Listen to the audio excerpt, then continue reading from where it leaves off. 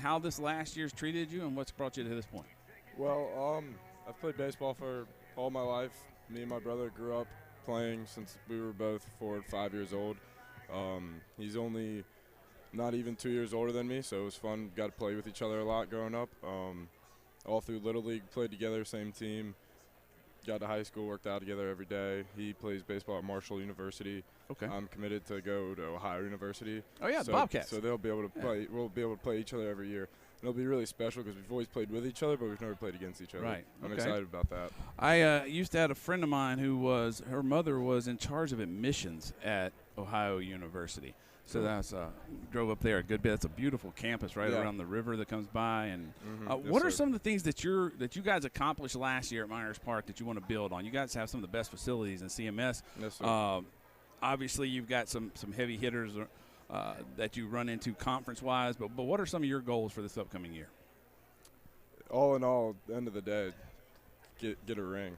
Honestly, we've been known to win conference every year, and I think going into a new conference this year, same expectations, get a conference champion, nothing like anything else. Knows what could happen.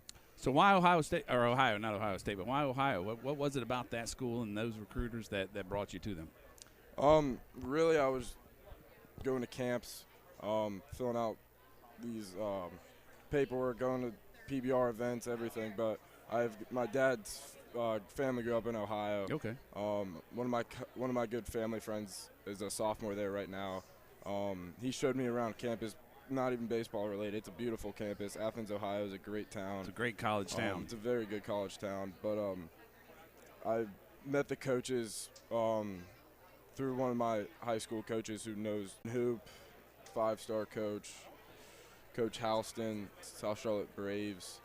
Really a lot of my younger coaches too stayed with me and my brother, so a lot of thanks to them. All right. Well, good luck tonight. What are you up for award-wise? The catcher of the year, I believe. All right. Well, good luck to you. We hope you Thank you. have a lot of success tonight, and good luck up in Ohio and with everything else with the year. Thank you. All right. Have a great one. You too. All right. That is interview one out of the way. We're on a little bit earlier than we anticipated being. That's really the goal that we've set in place since we started the season. I know our head coach, Sean Thomas, it's his first year at RGK, and the first thing he said he's ready to come in and turn this program around, and we want to start that early. So when you guys look at your schedule, is there anybody you circle as far as conference games or anything like that? Of course, we got Providence. That's been one of our biggest rivals for basically as long as we played, and also Myers Park. Those are our two biggest rivals that we have. And what about you personally? What are some specific goals you have for yourself? My dad, and not just in baseball, but also in school and basically in life too. He's taught me everything that I know. Is there anybody particular in the school from an academic standpoint that you can think of that's really made an impact on you as your time at Audrey Kell really is just getting started, right? So you had a little bit of that, some at home, some at remote, some at school learning last year, and then now this is kind of your first full year in the swing of things. Is there anybody that's made an impact on you specifically in the high school academic world that you want to say hello to? Yes, I want to talk about my strength coach because when one of my classes that I have, it's a strength training, and he always motivates us to always work hard on the field, in the weight room, and also in the classroom, because the classroom is basically the most important thing out of all. All right. Well, good luck tonight. We hope everything go well, and great luck with the season, and we'll be following you. Thank you. Yes, sir. Okay. So I'm up for catcher of the year. Oh, so you were Olson? First guy we interviewed was also up for catcher of the year. So one of the questions that I asked him, when you're the catcher, especially as a junior, senior, upperclassman catcher, you're kind of the quarterback. Usually every Wednesday as a team or pitchers, catchers, we go to wing night. Hickory Tavern, they have wing deals. So we'll try to, every Wednesday we'll try to go out, do as much as we can to kind of bond together. Because the stronger we are as a friend or teammate is the better we're going to be able on the field. Absolutely. Everybody will credit that team bonding as what they need to have that chemistry as you go deeper in the playoffs. So conference goals, team goals for this upcoming year? Conference, definitely win conference. I think we have a really, really good squad this year. I think we'll hopefully have a run to go for the All. And which one are you guys? We're 4A. Well, what's the name of your conference? If you got anything else you want to add? Oh, one thing I meant to ask. Talk about somebody you want to give thanks to or give some credit to before you head out. Definitely Coach Ignite, Okay. head coach at Providence. He's been there for the past 20 years. You know, he's been there for me the entire time, Right. helping me out. Never makes it hard, always makes it what I want to do. Well, that's great. Yeah. All right. Well, thank you very much, and best of luck to you as your season goes along. Thank and you. We'll definitely be following you guys. Just can't wait to get started for a good full season of baseball. Hopefully we can win conference and make it run in states. All right. What positions do you play? I'm a primary third baseman, outfield type guy. Ball or for sports were fun to when they're supposed to be fun and competitive. So what are some of the things that you're hoping? You guys have a great season. We'll be following you along as you continue on. All right, so you are watching, again, the Greater Charlotte Area Baseball Awards. I'm going to try to turn this camera just a little bit back over this way. You're going to see people kind of filing in behind us. We're kind of stuck in the back part here. And so we're going to take just a real quick commercial break. And when we come back, hopefully we'll have somebody else that'd be here willing to talk to us. I say we're going to take a real quick commercial break. Give me just 1 minute. Let me see what I can find here. Player-based, and he wants to build people, like, as people and players. And then they're also building, like, very expensive new facilities. New facilities are always a great draw for high school kids. So going into this final year, what are some things that you want to do personally? What are some goals you have set personally for yourself as you get ready to start your last campaign? I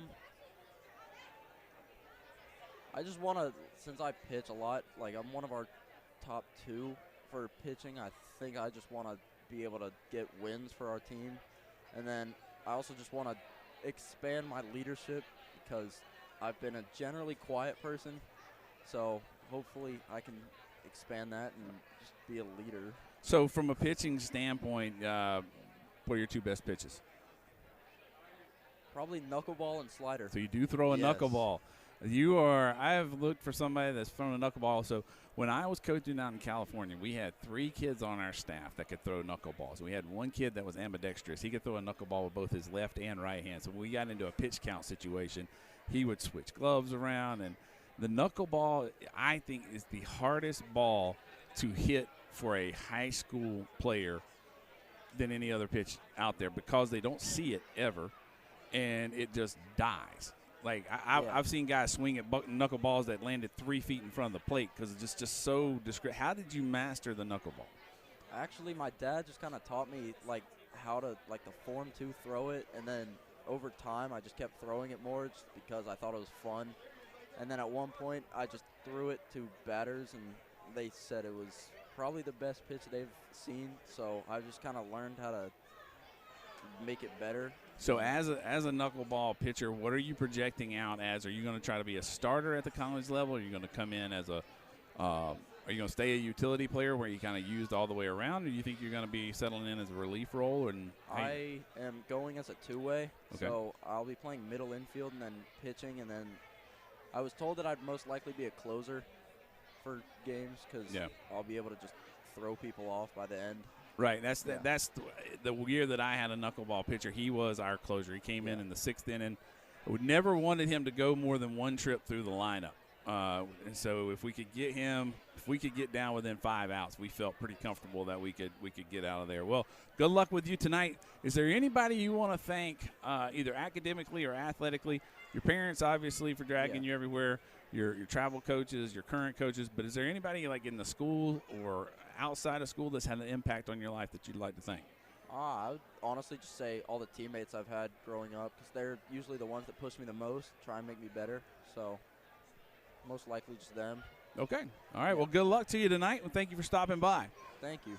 All right. So that is – now we're losing our cameras all over creation. We'll have to go check that out. And while we do that, we're going to let you watch some people eat.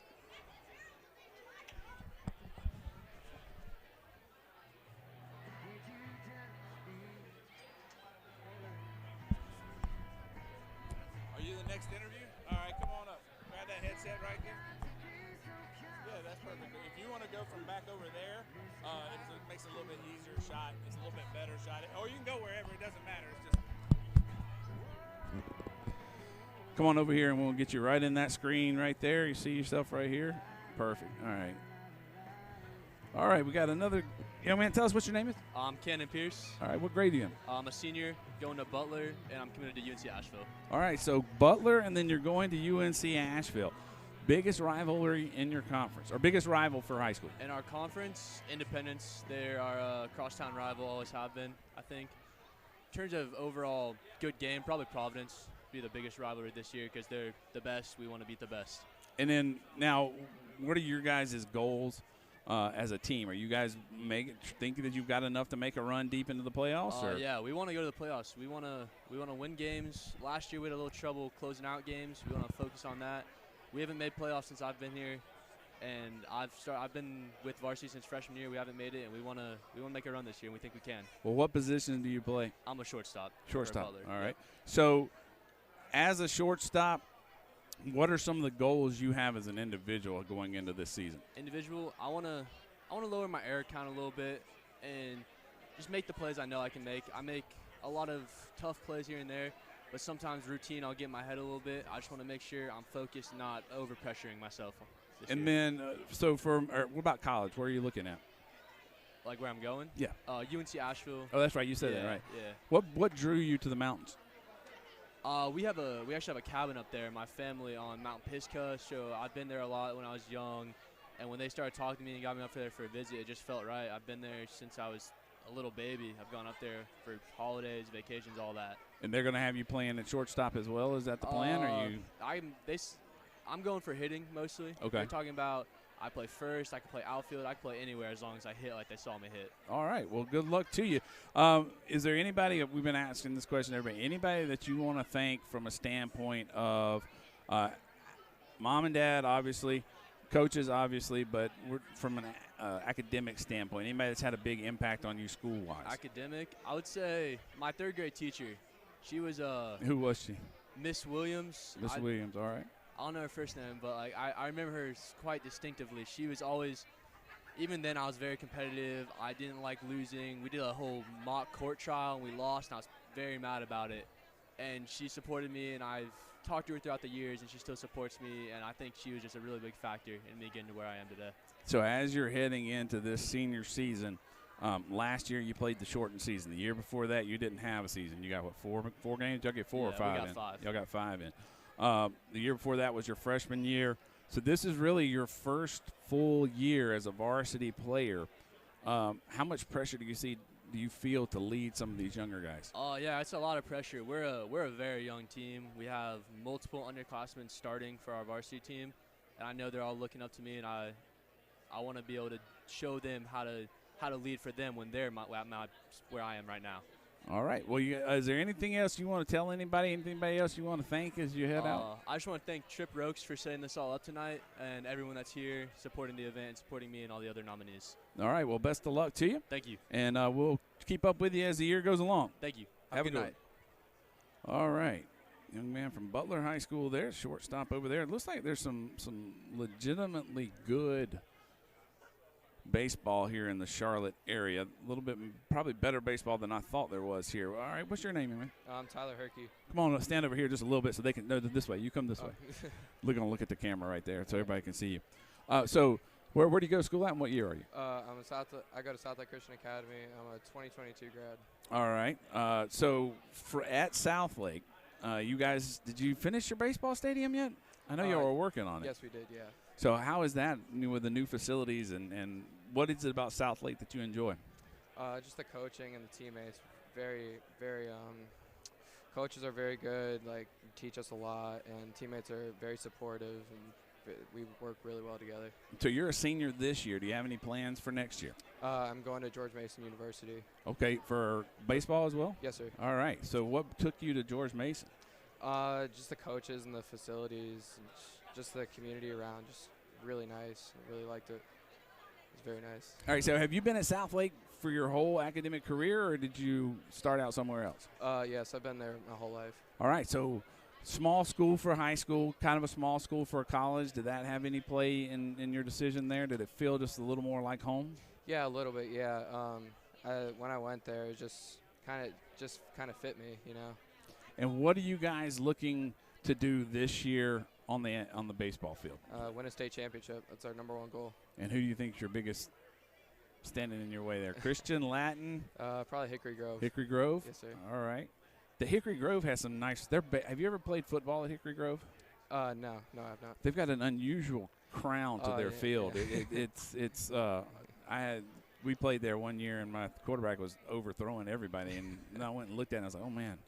But that's beside the point. So Hickory Grove's your biggest rival. What's your biggest memory? If somebody said, okay, your career's over today, what is the one thing you would reach back to and say, that was the best part of my high school career? Well, I did throw no-hitter against them, so I went 6 2/3 against them, no-hitter, and then I had to get taken out because of a pitch count rule. Okay. And then we did end up losing the game, but that was probably a huge. That is huge. Yeah, that's big for you. So, is pitching what you're going to do at George Mason, or are you going to?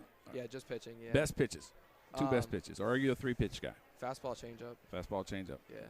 So send it in and then pull the string, right? Yeah. That's what they always say. All right. Well, is there anybody you want to thank that at South Lake that maybe has had an impact on you since you've been there for so long outside of baseball? Yeah, so my head coach, Ron Farley, pitching coach, Trevor Haas, my trainer, Devon Holland, and my pitching coach down in Myrtle Beach, Mike Williams. All right, so there you go. Well, good luck to you tonight. What award are you for Pitcher of the Year? Yeah, yes, sir. All right, well, good luck tonight, and good luck with you guys this season. All right, thank you. All right, South Lake Christian and another independent school team. We had a young man earlier from there as well. So I'm going to try and go see if I can restart our third camera.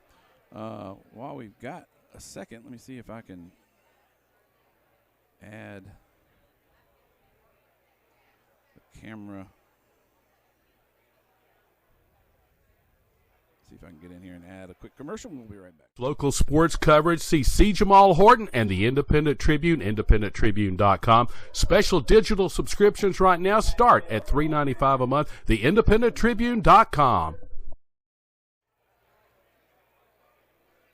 All right, we're going to turn up the house music for just a moment, and I'm going to try to set up some other computers, and we'll let you guys just sit and be in the room. You are at the Greater Charlotte Area Baseball Awards, presented by 485 Sports and Radio Free Cabarrus. We'll be back.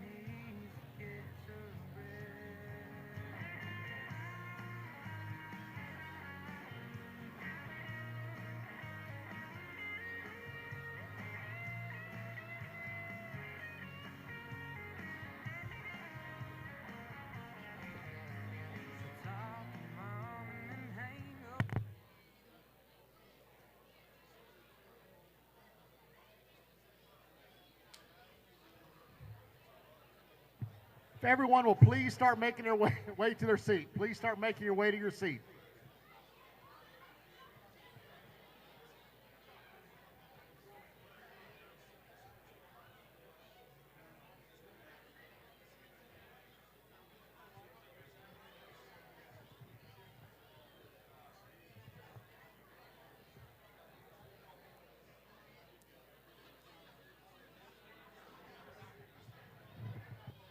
Start making your way to your seats, everyone.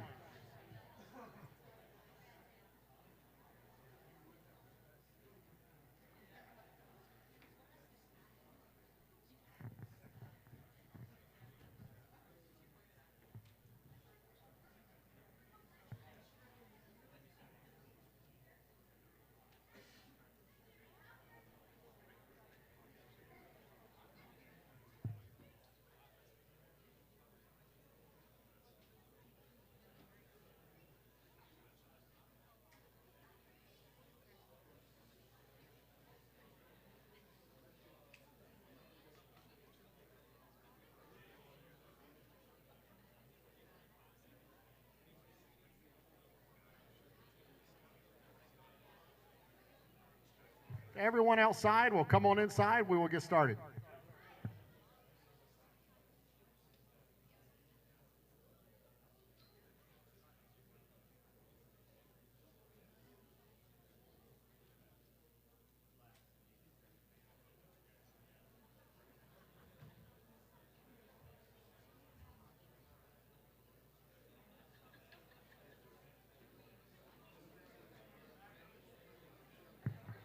All right, everyone. Welcome to the 14th Annual Greater Charlotte Hot Stove League Awards Dinner.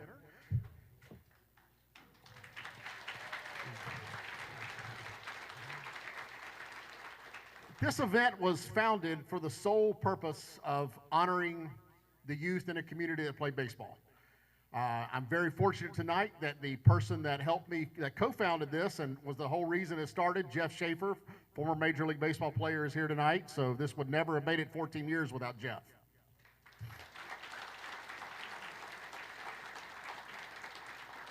And while I'm recognizing major leaguers, I know that Bob Zupsik, former Red Sox hitter, is here. Former Major League Baseball manager Grady Little is here.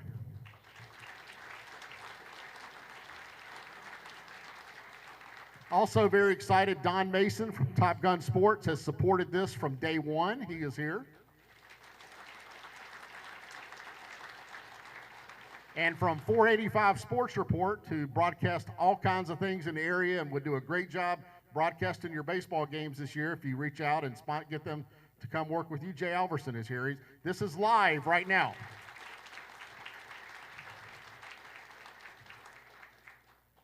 And my name is Trip Oakes, and I am so excited to be here with you. It was such a shame that we were not able to gather last year and honor those folks. I went Friday night with both of my boys to see Parker McCollum in concert. Parker sings a song called "It's Been a Hell of a Year." It's been a hell of 2 years, let me tell you. And it's, I still have so much pain and hurt for every one of you that lost game time in spring 2020. I just will never get that back. It still hurts for me as a dad, so I know what it hurts for you. But we're back, we're going again.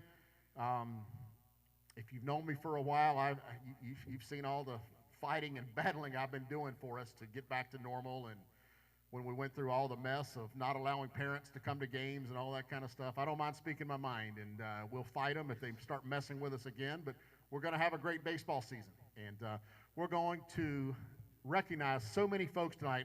And let me say it, I'll say it 3 times tonight. If you are here as a finalist, you're a winner. You are the best of the best, and that's why you're here.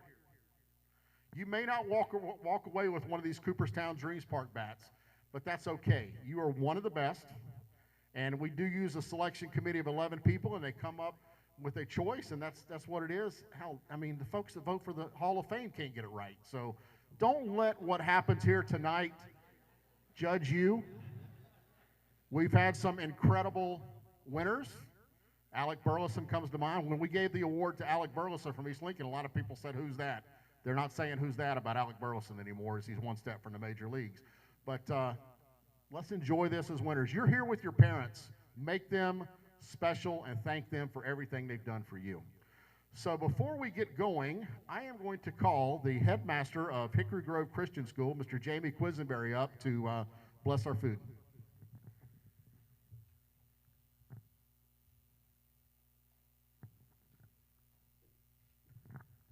Would you bow with me, please? Father God, we're so thankful that we can gather here tonight. We're thankful for the multitude of talent that you've brought into this room.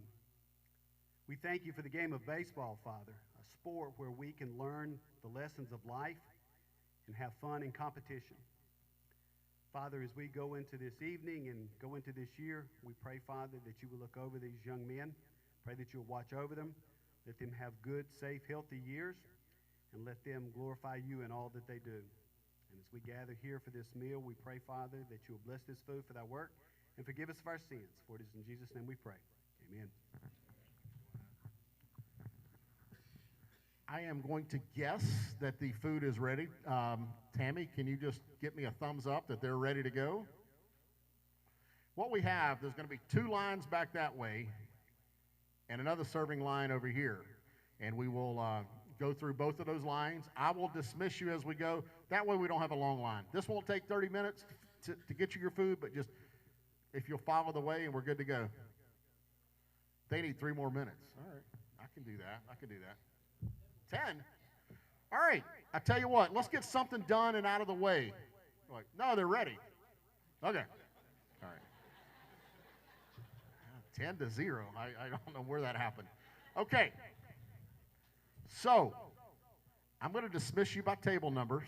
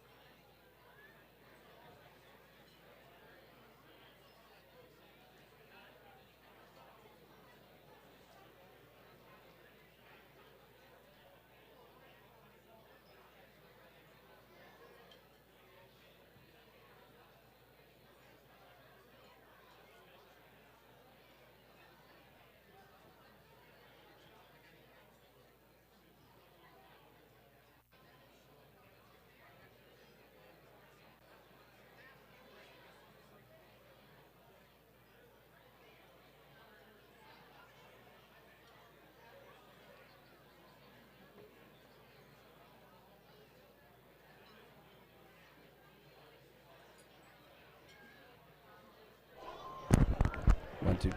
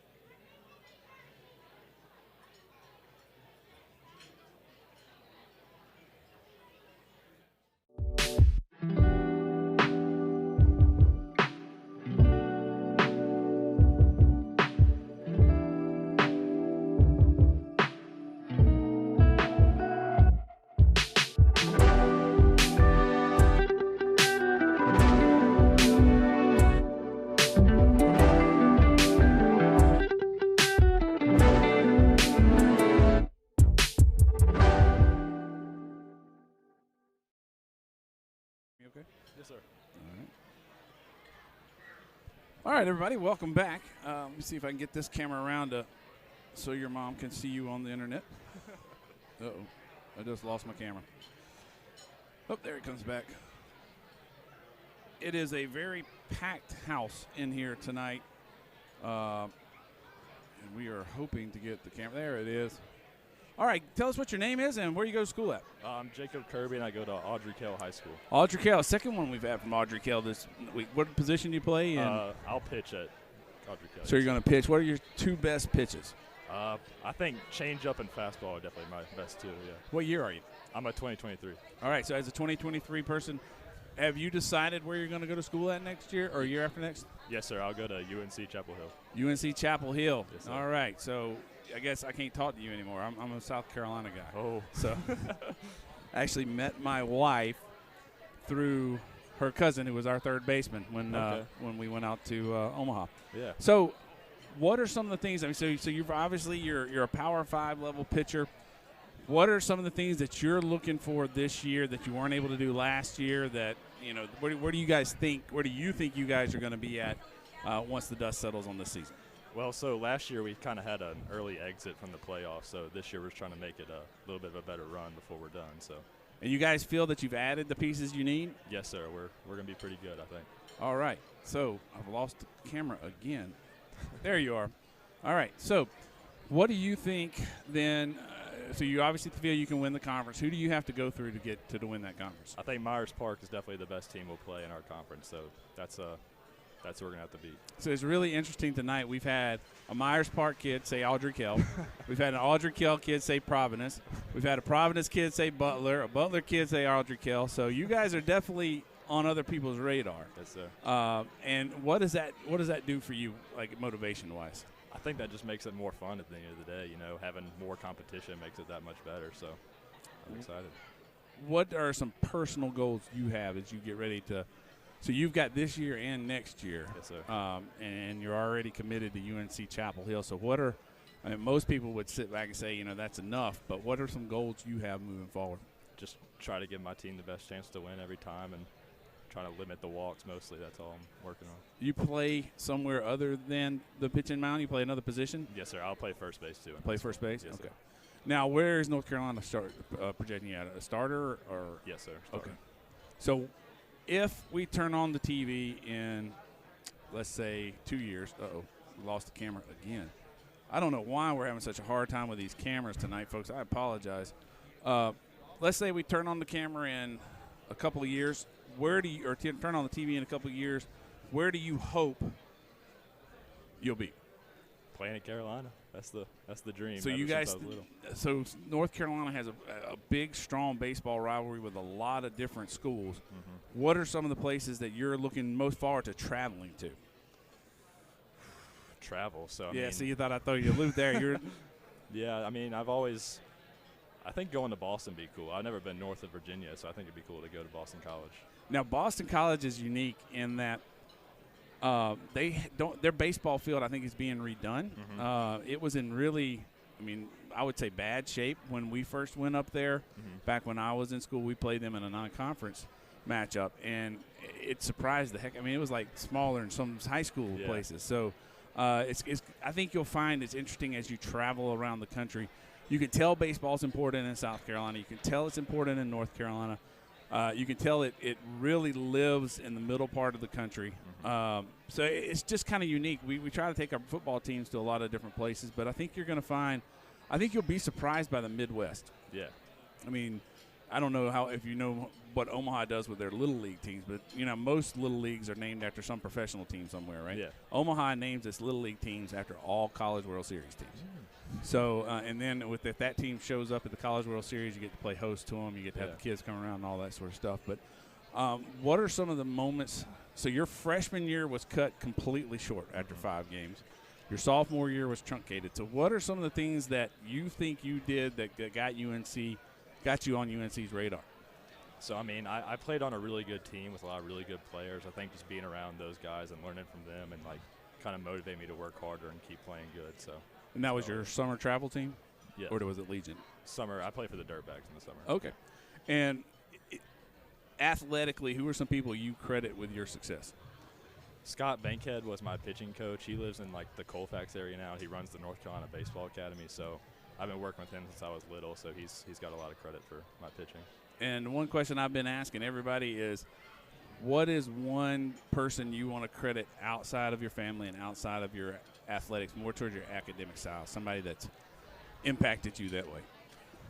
Actually, Coach Bankhead has really impacted me. So you're gonna say same guy for both ways. Huh? Yes, sir. All right. What about this year excites you, other than the fact it's going to be a full year and you got one more to go after this one?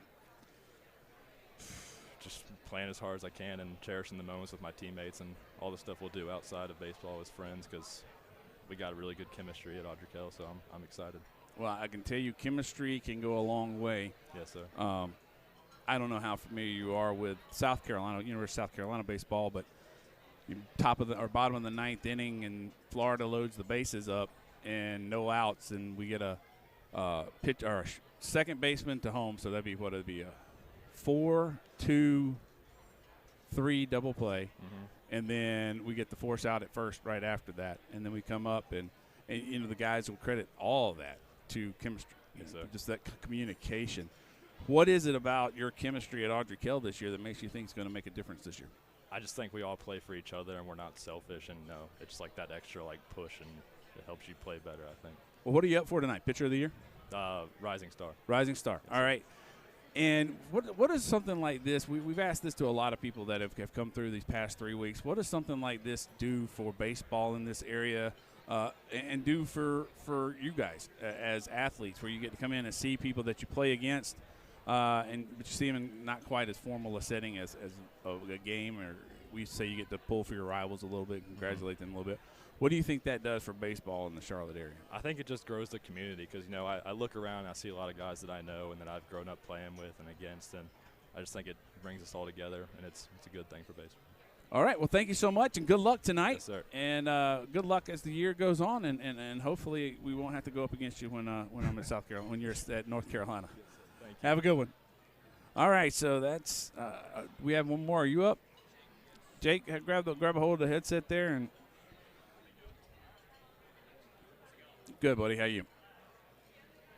All right, you hear me okay? Yeah, I can hear you great. All right, Jake, where are you from, and what's your last name? My name's Jake McGilvery. I go to Porter Ridge High School. I'm from Indian Trail, North Carolina. Okay, so Porter Ridge has got some new equipment, right? You got new lights and everything out that way now, right? Not lights, no, not yet. Not yet? Okay. Hopefully soon. What did y'all get that's new? I know we played you guys in football in the spring season, and y'all had some of the best, some of the top of the line lights. Those things came on out of nowhere once it got dark and all that stuff. Yeah, our football field has great lights, nice lights. We got new cages this year for baseball, or last year I should say, all turf, which was nice. So we love being down there, and new bullpens and stuff like that, pliable walls. So oh wow, yeah, that's exciting. So what are you guys, your biggest rivalry for Porter Ridge? I would definitely say Sun Valley, no doubt, in all sports. It's been around forever. We call it like the battle of the cookout around us, because it's a kind of fight over that cookout. Right.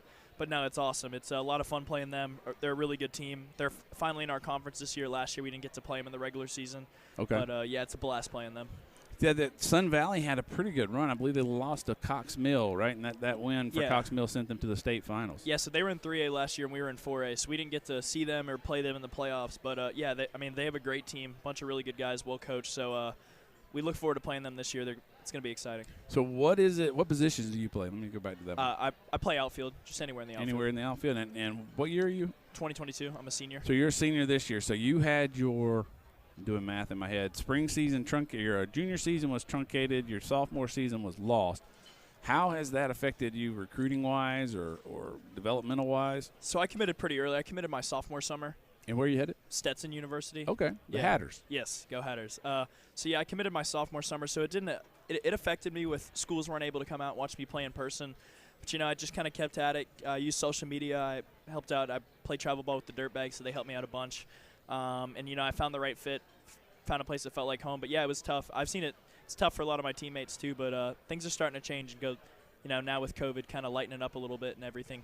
Going back to normal, hopefully, things are getting better. If I remember correctly, Stetson's made a couple of runs late in the playoffs. Yeah. kind of like Dallas Baptist has done in the recently. But so, what do you think you guys have? What it takes down there to run it back in the next couple of years? Surprise some people. 100%. That's the goal. I mean, Coach Trimper runs a great program. I know our class coming in is really good, and they always have a good team. So, the goal's to win. Win the last game of the season is always going to be what the goal is. So, besides beat Sun Valley, win your conference, what are some personal goals you have heading into your last year? I want to win the state championship. That's the main goal. Our coach always says if you win the last game of the season, that's a good way to end. So we want to make a run in the playoffs, have a good team, and hopefully get a ring. That's the goal. And one of the things that we always tell our kids as we advance through the playoffs, you take 50 states, and let's just round up and give everybody 5 classifications, including private schools. Somewhere between 250 and 300 teams at the end of the year walk away winners. Everybody else walks away a loser. So to put yourself into that class is a tremendous ability, and it really reflects positively on you guys. What do you think you have down there at the Ridge that's going to make you guys take that next step? I mean, we had a great year last year, best year in school history. So we have pretty much our whole team's returning. We lost an arm or two and then a couple infielders, but I mean, we're confident in our abilities. It's tough. There's so many great teams in our state, so nothing's guaranteed. But, the goal is to just keep on winning, keep playing our game. As long as we give it our best effort, I think we have a solid shot, just as good as anyone else. All right, last question for you. Outside of your coaches and your family, who is somebody that's made an impact on you outside the athletic world, maybe more towards the academic world, that's made an impact in your life that you'd like to thank? Ooh, that's a good question.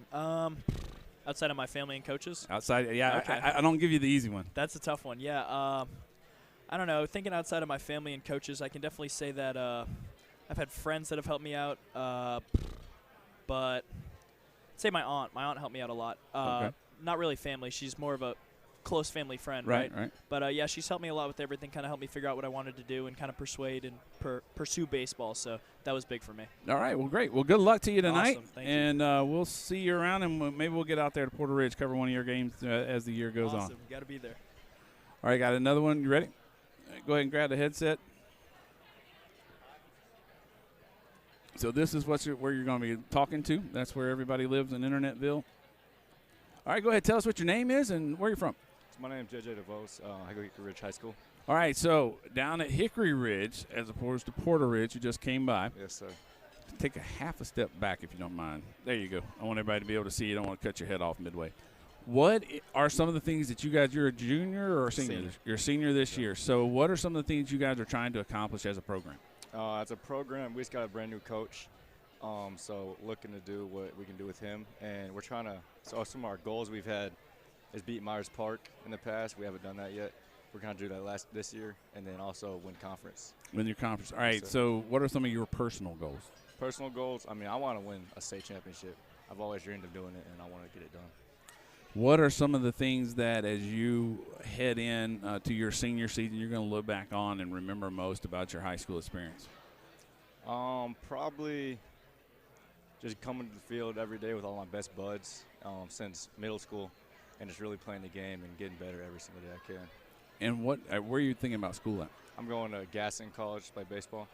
So that one I haven't heard of. Who is Gaston? Fill us in a little bit. They're a junior college, first-year program down in Gastonia. Okay. Yes, sir. So with that junior college atmosphere, well, what position do you play? Pitcher. You're a pitcher. Yes, sir. All right. So I know that some of the bigger colleges, especially with the restrictions on visits because of the NCAA and COVID, and I've had several actually coaches tell me that they're going to rely heavily on the JUCO ranks as the next couple of years go through.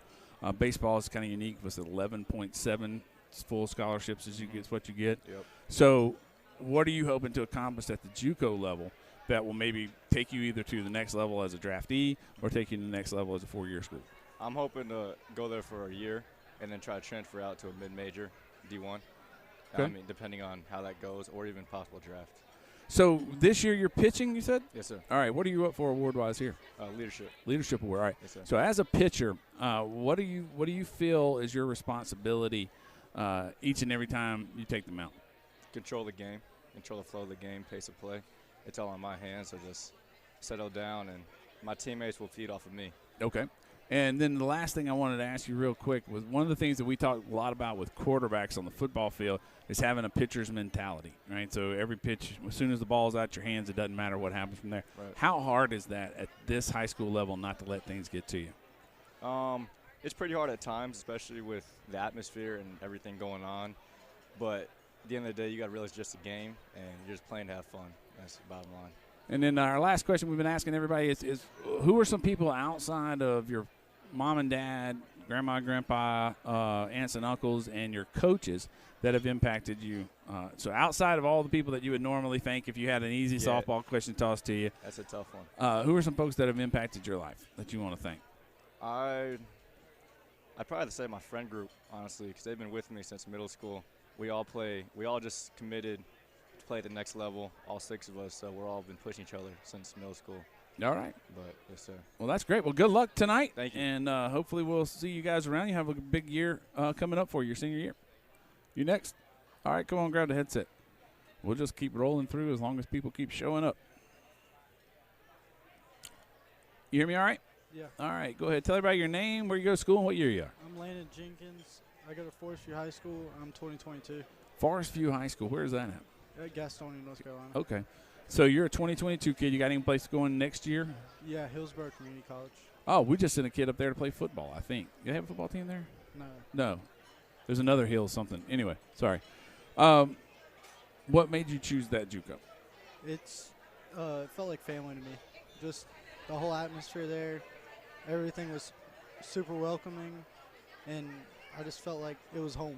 So the JUCO's coaches that I've talked to recently, as we've had more of our football players recruited, have really talked about the emphasis that they're putting, the 4-year schools are starting to put on JUCO, especially from a baseball standpoint, because COVID interrupted so much.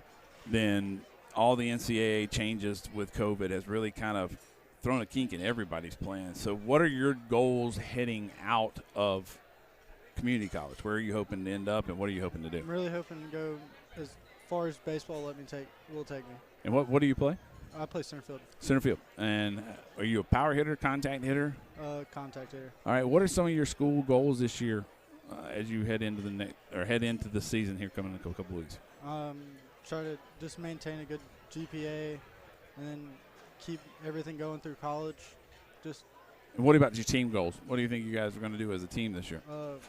Trying to keep it above, like, 500. Yep. You guys are rebuilding there? We are. Okay. Well, far as what is that? 2A, 3A? 3A. 3A. Are you guys in a new conference this year? No. No? Okay. Who's your biggest rival? South Point. South Point down in Belmont. Rock Hill or No, Belmont? That's South Point down in Belmont. Okay. And so looking ahead to this upcoming season and that rivalry, what's something you're going to think back on and remember fondly most about your high school career? Probably beating South Point. Yeah? Yeah. It's a pretty big game down there in Belmont. Yeah. Anybody you want to thank outside of athletics for having an impact in your life? Tony Womack and Devin Lowry. And who are they? They were 2 of my coaches, and they just helped me get better in baseball and off the field too. All right. Well, good luck to you. And what are you up for tonight? Leadership award. All right. Well, good luck to you tonight with it, and we'll be following you guys down there in Gastonia. All right. Have a great night. All right. I don't see anyone else standing in line, so that might give us just enough time to go in and take a really quick break.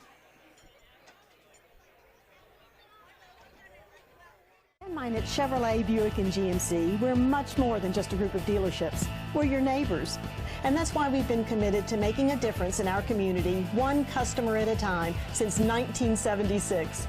We believe in giving you every reason to invest your hard-earned money with a local business by always offering the best prices and the best service. Come join the Ben Minot family today. Visit us online at benminot.com or come see me personally at Ben Minot in Concord today. All right, we're back here at the Greater Charlotte Area Hot Stove Awards Dinner. What's your name? Where do you go to school? What year are you? My name is Tony Davis, and I go to Mountain Island Charter School, and I'm a 2025.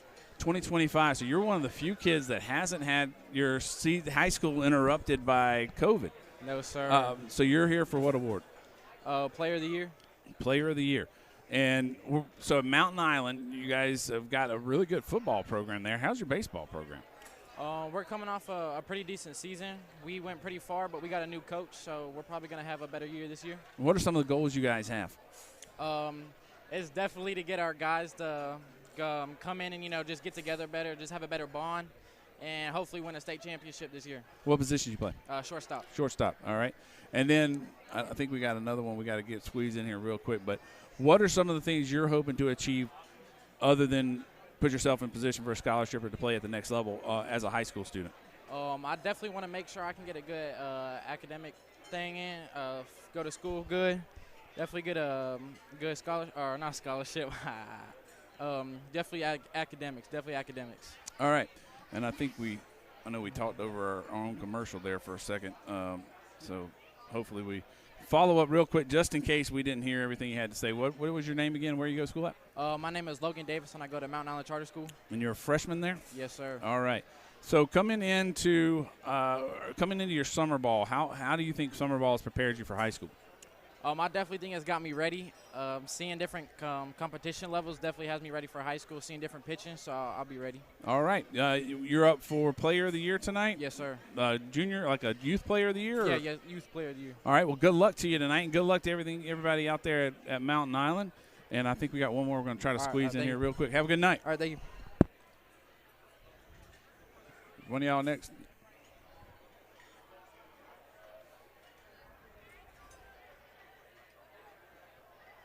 All right. Tell everybody your name and where you go to school at. My name is Tyler Rogues, and I go to Carmel Christian School. Carmel Christian, your second one we've had from Carmel Christian tonight.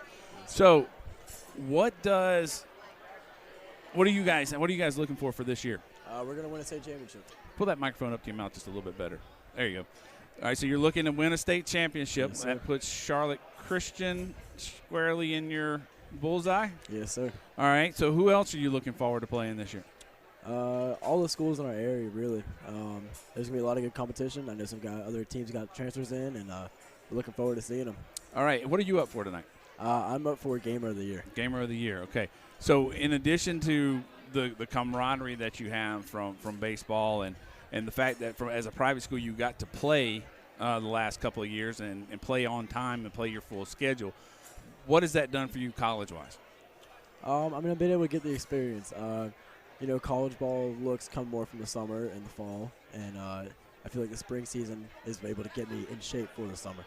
That's what we used to tell kids a lot, too, and for a while there, high school baseball had almost completely drifted off because everyone said, well, you really get looks at in the summer and the fall. But it seems to really pick back up around here in this area the past couple of years. The NCISA especially has got some pretty good teams between South Lake Christian, you guys, Charlotte Christian, and Charlotte Latin every once in a while pop in. Providence Day has been okay from time to time. So looking at those games and looking back over your high school career, what are some of the best memories you have?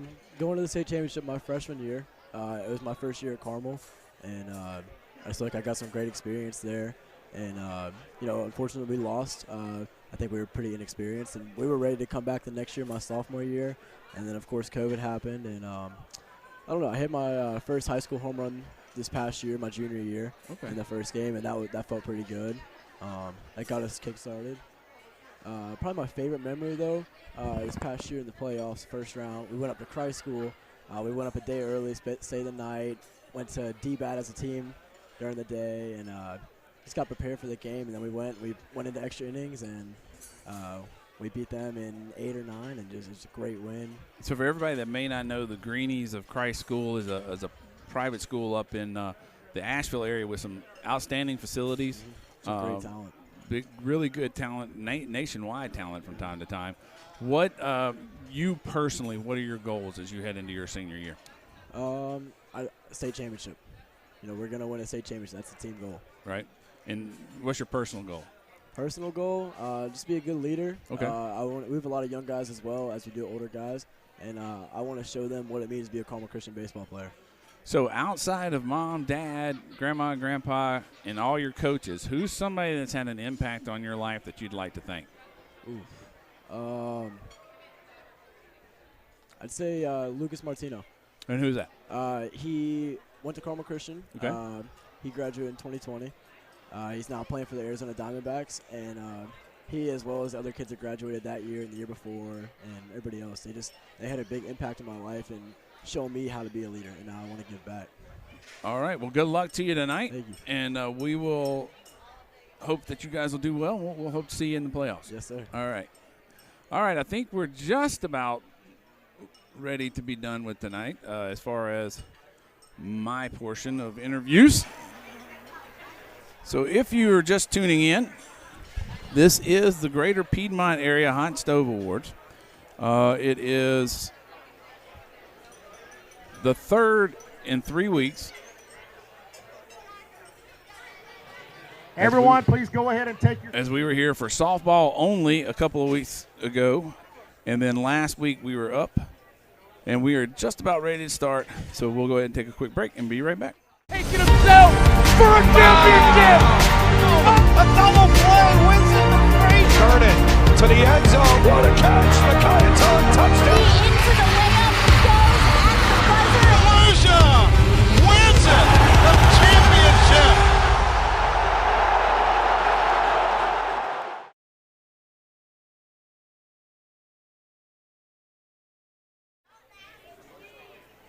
All right, we'll welcome everybody back. You're watching the Greater Charlotte Area High School Awards, Baseball Awards, Hot Stove Baseball Awards. Let's and we'll get turn started. it over to Trip. Is this mic in the back? Can you guys on the back row here okay? Yes, no, maybe? Yes, okay. There we go. All right. I got to tell a little story on Grady Little. Year one, we held this at the original Carolinas Baseball Center that Jeff Schaffer owned. Jake Robbins worked at the time. And we were all excited. Grady is coming out of, was he still a Dodgers manager at that point or had just finished being the Dodgers manager? It was right there about that time. Grady was the featured speaker. And let me tell you, he was spitting out gold. It was one heck of a speech, incredible, laughed, but it went for an hour and 15 minutes. So Grady was permanently banned on that night. No, I'm kidding. But I am so glad to have you back here. You are such a wonderful human being, and you give so much back to the kids. I really appreciate you being here. This event, as Jeff knows, used to go on, man, we just didn't know, I don't want to say we didn't know what we were doing, but we learned a lot, and we would be here till late at night. We're going to be out of here probably in an hour and 30 minutes from now. It's just we streamlined everything, and it just runs so much easier now. So we're excited to have everyone here. Real quickly, we're going to give away about 5 or 6 awards, and then we're going to have an intermission for 5 minutes, close the auction.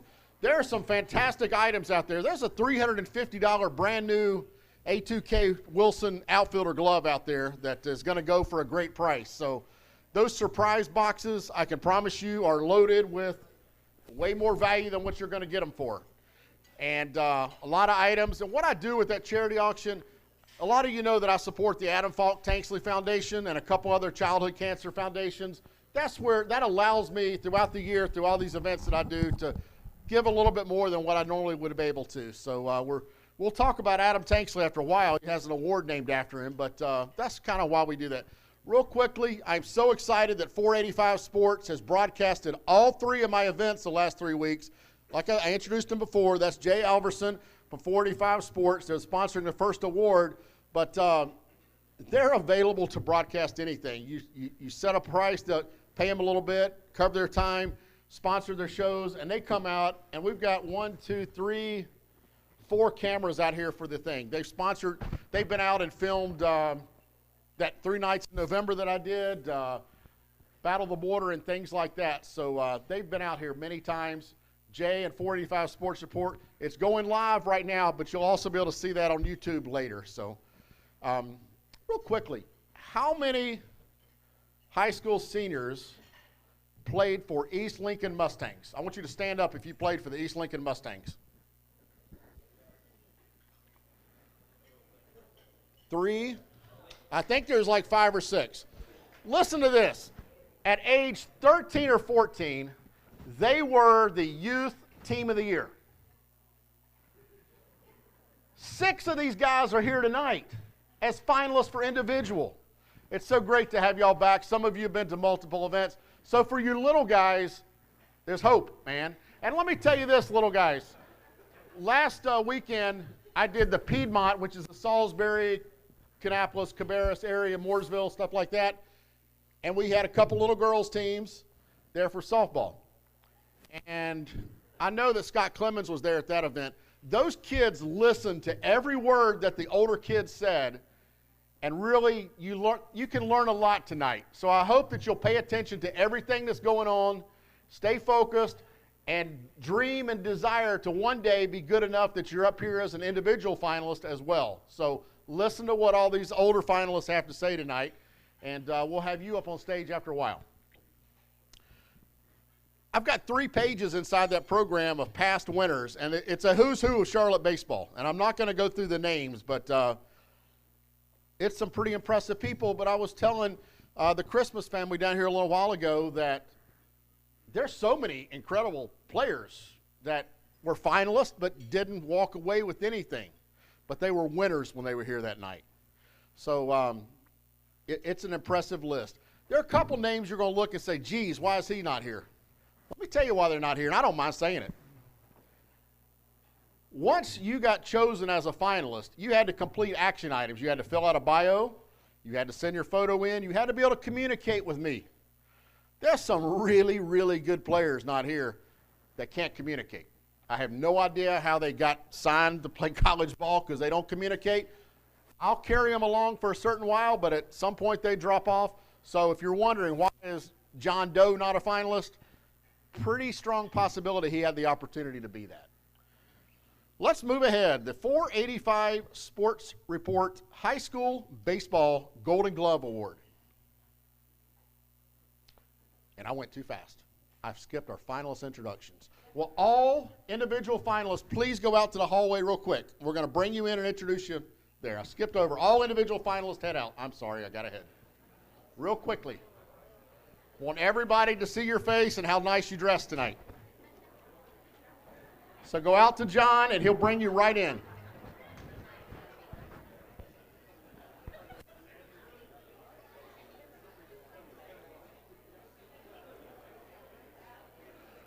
The team guys will all get to come up here after a while. So we're just doing the individuals, and Golden Gloves will be first.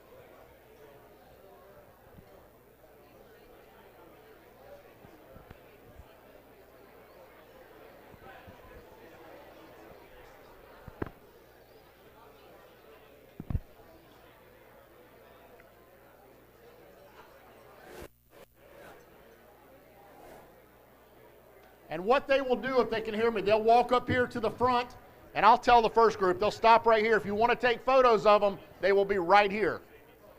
So let's get started with the introduction of the high school baseball Golden Glove finalist. Matt Hevner from North Lincoln.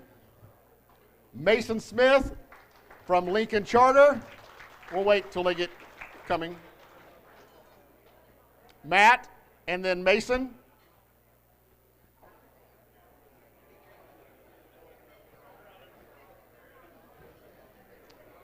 Here they come. So it's Matt's getting ready to come right in the door right there.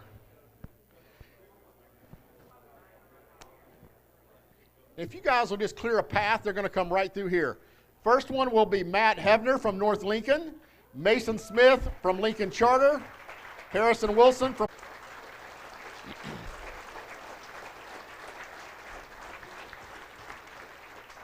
Good job, guys. Get back to class. Rising Star Awards, there's 8 of them. Isaac Pena from Ardrey-Kell, Ryan Schwartz from Porter Ridge, Isaac Armstrong from East Lincoln, Xavier Pelzer from Legion Collegiate, Perry Hargett from Metro Atlantic Christian, Jacob Kirby from Ardrey-Kell, Neil Griffin from Metro Atlantic Christian, and Cam Miller from Hickory Grove.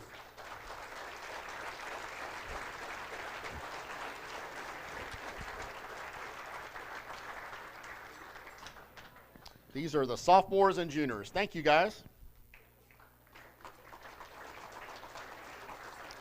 The Adam Falk Tanksley Spirit of the Game Award, formerly known as the Comeback Player of the Year.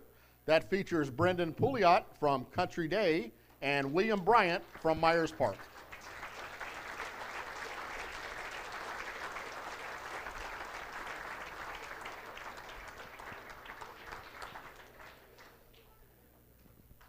Thank you, guys. Leadership Award, Matthew Supa from Ardrey Kell, Tommy Miller from Metro Atlanta Christian, Landon Reeves from North Lincoln, Brock Fowler from East Meck, Landon Jenkins from Forest View, and J.J. DeVos from Hickory Ridge.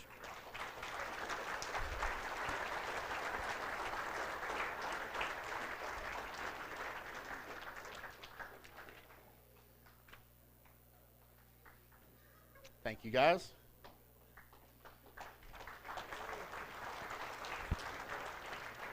Youth Baseball Player of the Year, these are all 9th graders. John Lash from Charlotte Christian.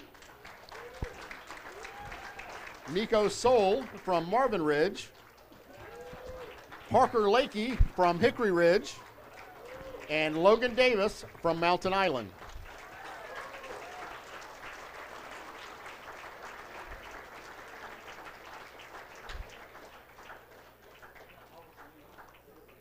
Thank you, guys.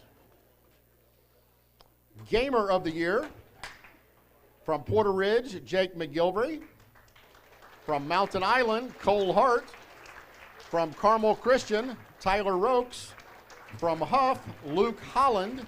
And from Hickory Ridge, Delaney Powell.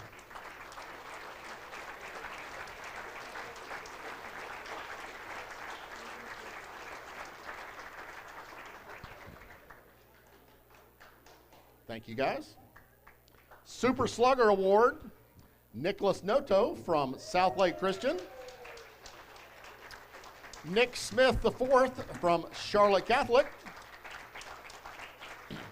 Judd Udermark from Charlotte Christian. And Cam Miller from Hickory Grove.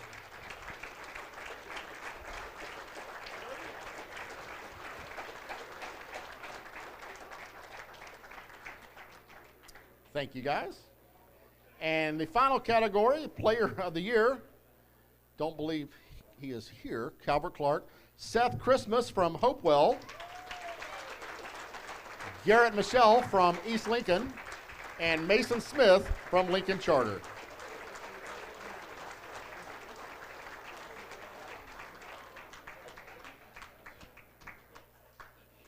Look out there, guys. There you go. There you go. Thank you.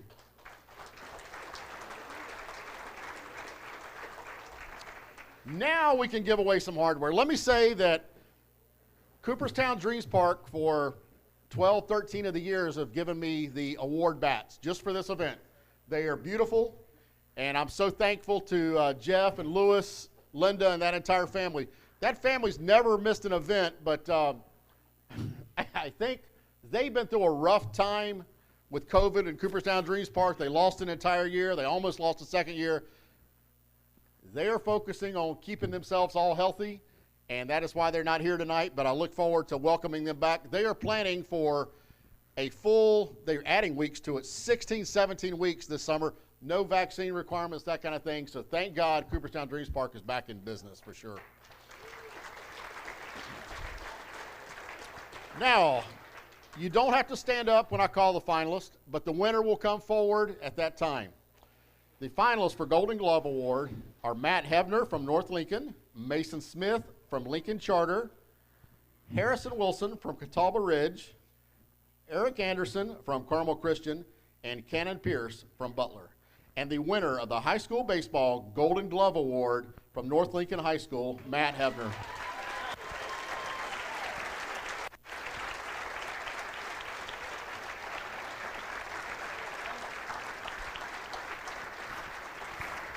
How many of these do you have? This is my second one. All right, there you go. I just want to thank God for blessing me with the talents that He has, and I want to thank my family for allowing me to play baseball at the level that I am, and I want to thank my coaches and teammates for pushing me to be the athlete that I am today. Thank Thank you. Not your first bat, right? No, sir. This is my second. So you're lucky. Thank you. Tell everybody what you're doing next year. I'm going to NC State to play baseball. Good luck. Thank you.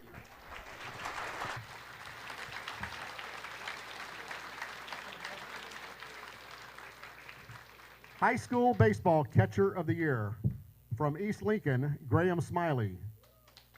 From Metrolina Christian, Will Brooks. From Providence, Luke Wolf. From Legion Collegiate, Jack Kalea. From Myers Park, Owen Williams.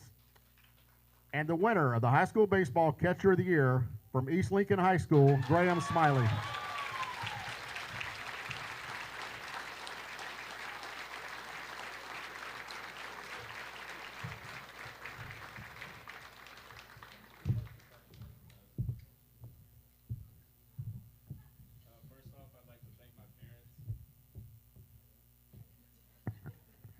I'd like to thank my parents first off. I'd like to thank my teammates and all my coaches that I've ever had.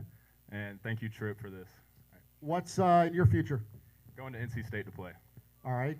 What led you to make that choice? The coaching stuff there for sure. And you made that choice your sophomore year, freshman year? Freshman year. What's going to happen at East Lincoln High School this year? A lot of winning. Good luck. A lot of winning. Good luck. Thank you. Thank you.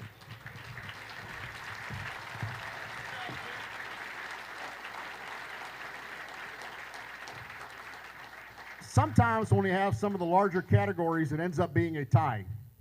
And for Pitcher of the Year, it ended up being a tie on the votes, and I just tell Cooperstown to print more bats.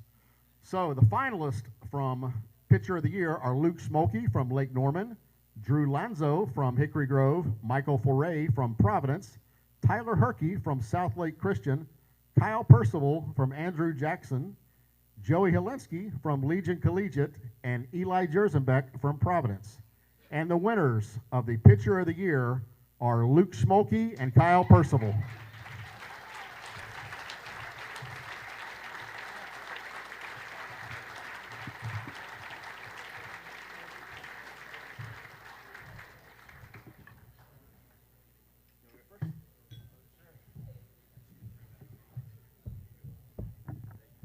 First off, I wanted to say thank you for my parents. They've pretty much gave this opportunity to me, and just thank you for everybody that supported me, my coaches, and everything. And also, and second, or lastly, God, the guy that gave me this opportunity. So I just want to say thank you to them. Where are you headed to next? I'm going to the other side of Durham. I'm going to play at Chapel Hill. All The right. better side. The better side. All right, you and I have known each other for a while. For a good while. We played together. I helped coach you a little bit, not much, but back at like 11 and 12, we didn't let you pitch very much, did we? No, I think Coach Schaffer just let me sing. He did that, but I mean, he has turned into such an incredible pitcher, but at age 12, I promise you, he couldn't break glass. Honestly, this is a hard worker that has done an incredible job, and you'll struggle to find an individual.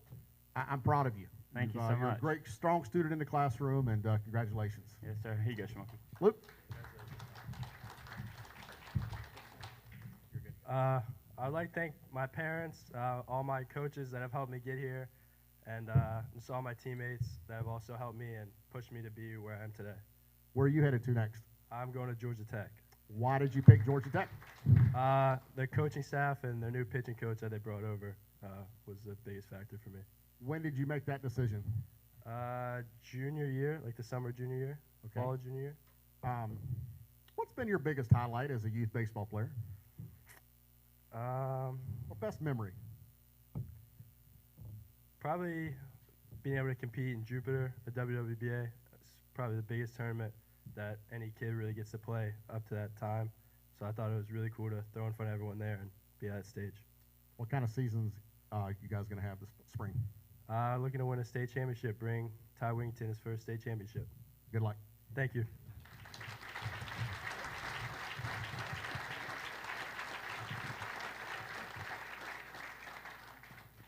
Utility Player of the Year.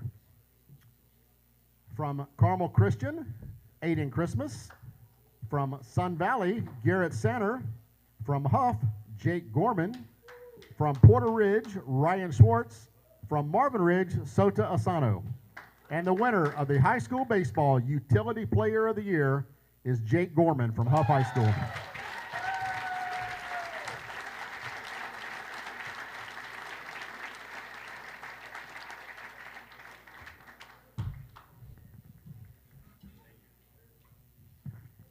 The first thing I'll do is I'll thank my parents for really where they've put me today. All the coaches that have helped me along the line, Coach Nina right there, and yeah, just everybody being there for me. In the last year, what all positions have you played on the field? Last year for high school, it was everywhere but catcher and pitcher. Then what did you play this summer? Catcher, third base, left field. I don't know. I got promised pitcher on senior night this year, so I'll hold Harold to that. This hadn't happened yet, huh? No. Unless you've got some news I don't know, anything new for you for your plans for the future? No, I'm still undecided right now. I think something's coming. Yeah. Good luck. Thank you.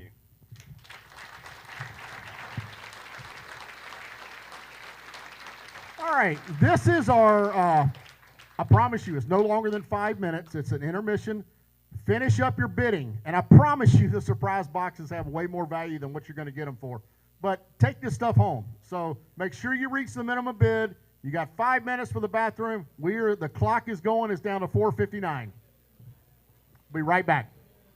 Mine at Chevrolet, Buick, and GMC, we're much more than just a group of dealerships. We're your neighbors. And that's why we've been committed to making a difference in our community, one customer at a time, since 1976. We believe in giving you every reason to invest your hard-earned money with a local business by always offering the best prices and the best service. Come join the Ben Minot family today. Visit us online at benminot.com or come see me personally at Ben Minot in Concord today. Personalized service, exceptional care, treating you like family. Cannon Pharmacy is your hometown drugstore. At Cannon Pharmacy, you'll find a full line of prescription items and durable medical equipment at the same prices as the other big chain stores. Our pharmacists and staff understand how important it is to keep your family healthy and strong. Free delivery and 6-month supply options are just a part of providing service with a personal touch. With 6 locations to better serve you, Cannon Pharmacy is part of your community. Cannon Pharmacy. Life is easy here. Lines can separate us. The line of scrimmage separates this team from that team. Goal lines separate victory from defeat. Yard lines separate how far we've come from how far we have to go. But if we look beyond the lines, all that's left is common ground. We're more than just pizza. We're the huddle that happens when the lines disappear. For the best local sports coverage, see C. Jamal Horton and the Independent Tribune, independenttribune.com. Special digital subscriptions right now start at $3.95 a month, theindependentribune.com. Left, got one receiver right with a running back right beside the quarterback. That's history in Huntersville. The snap, the spot, the kick is up, the kick is high. Put it on YouTube for the kids to learn from.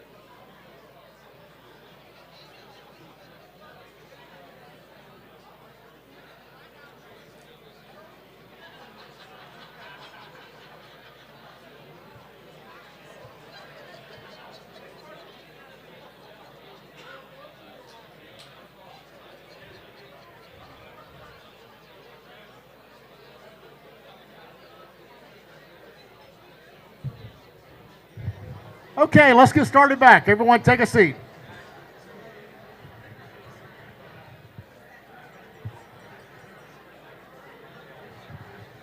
Everyone take a seat, please. We'll get started back.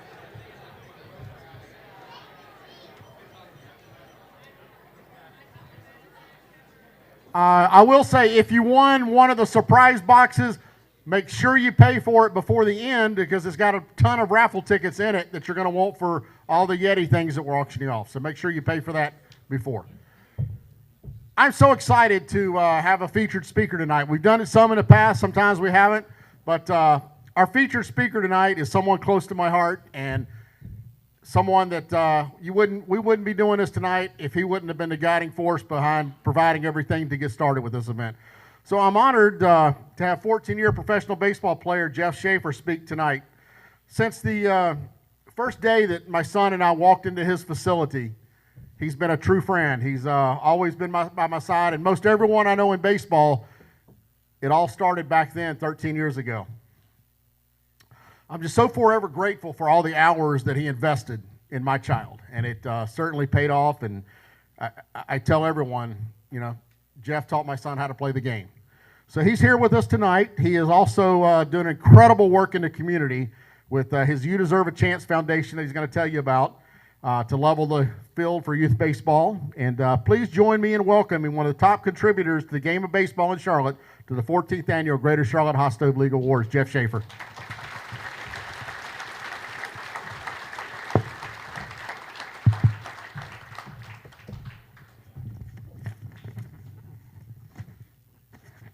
How are you? Doing well. Patchogue, New York. Where in the hell's that? Way east. Out there used to be potato farms, and now it's a lot of Italians.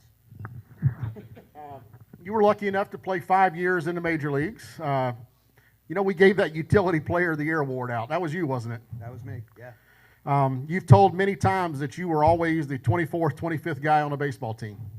Just about every roster that I was on. I was probably that last guy that, you know, I wasn't given anything. I didn't get a big signing bonus when I came out of college. Went to the University of Maryland.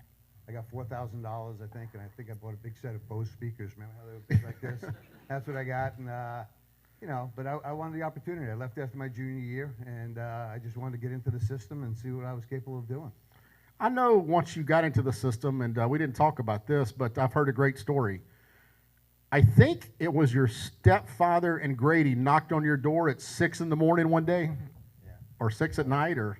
So Grady is a big part of my life, and to see him here again, and you know, in this journey that these guys are going on, and everybody's involved with here, it's what's amazing in the end. It's not the wins and losses. It's not the records. It's not to say I sat here and I played 14 years professionally or 5 in the big leagues. I'm very proud of that, like anybody else, like Bob is, that you know that played in the big leagues as well. And you accumulate people, and you have special moments in your life. And I was in Hagerstown, Maryland, and it was A-ball, and Grady was our manager, and I had a pretty good year as a rookie player in rookie ball, but I was struggling. I was 10 for 100. I was batting 100. I was panicking. At that time, I was married, and we had a one-bedroom apartment, and it had a bed, and it had a kitchen, and it had a table. So at night when my wife fell asleep, I would swing over the top of her. So if she would have got up, she would have been my ex-wife sooner than she was, but she slept. She slept through that one.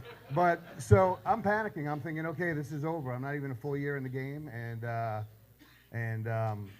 sure enough, 6 o'clock in the morning, I'm probably up all night panicking.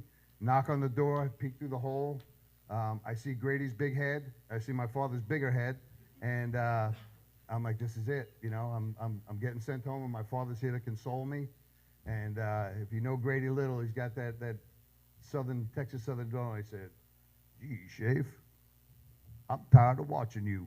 And I'm thinking, okay, I'm done. He goes, I'm going to send you to AA. So batting 100, I get called up. Grady tells the story at our home plate gala. He said, little did I know, me batting 100, I was hot. So talk a little bit about, you talked about your early journey, but where did the love for the game come from? We're a baseball family. Believe it or not, my father played. Obviously, he played in the Cincinnati organization for a year, and then I was born and he left.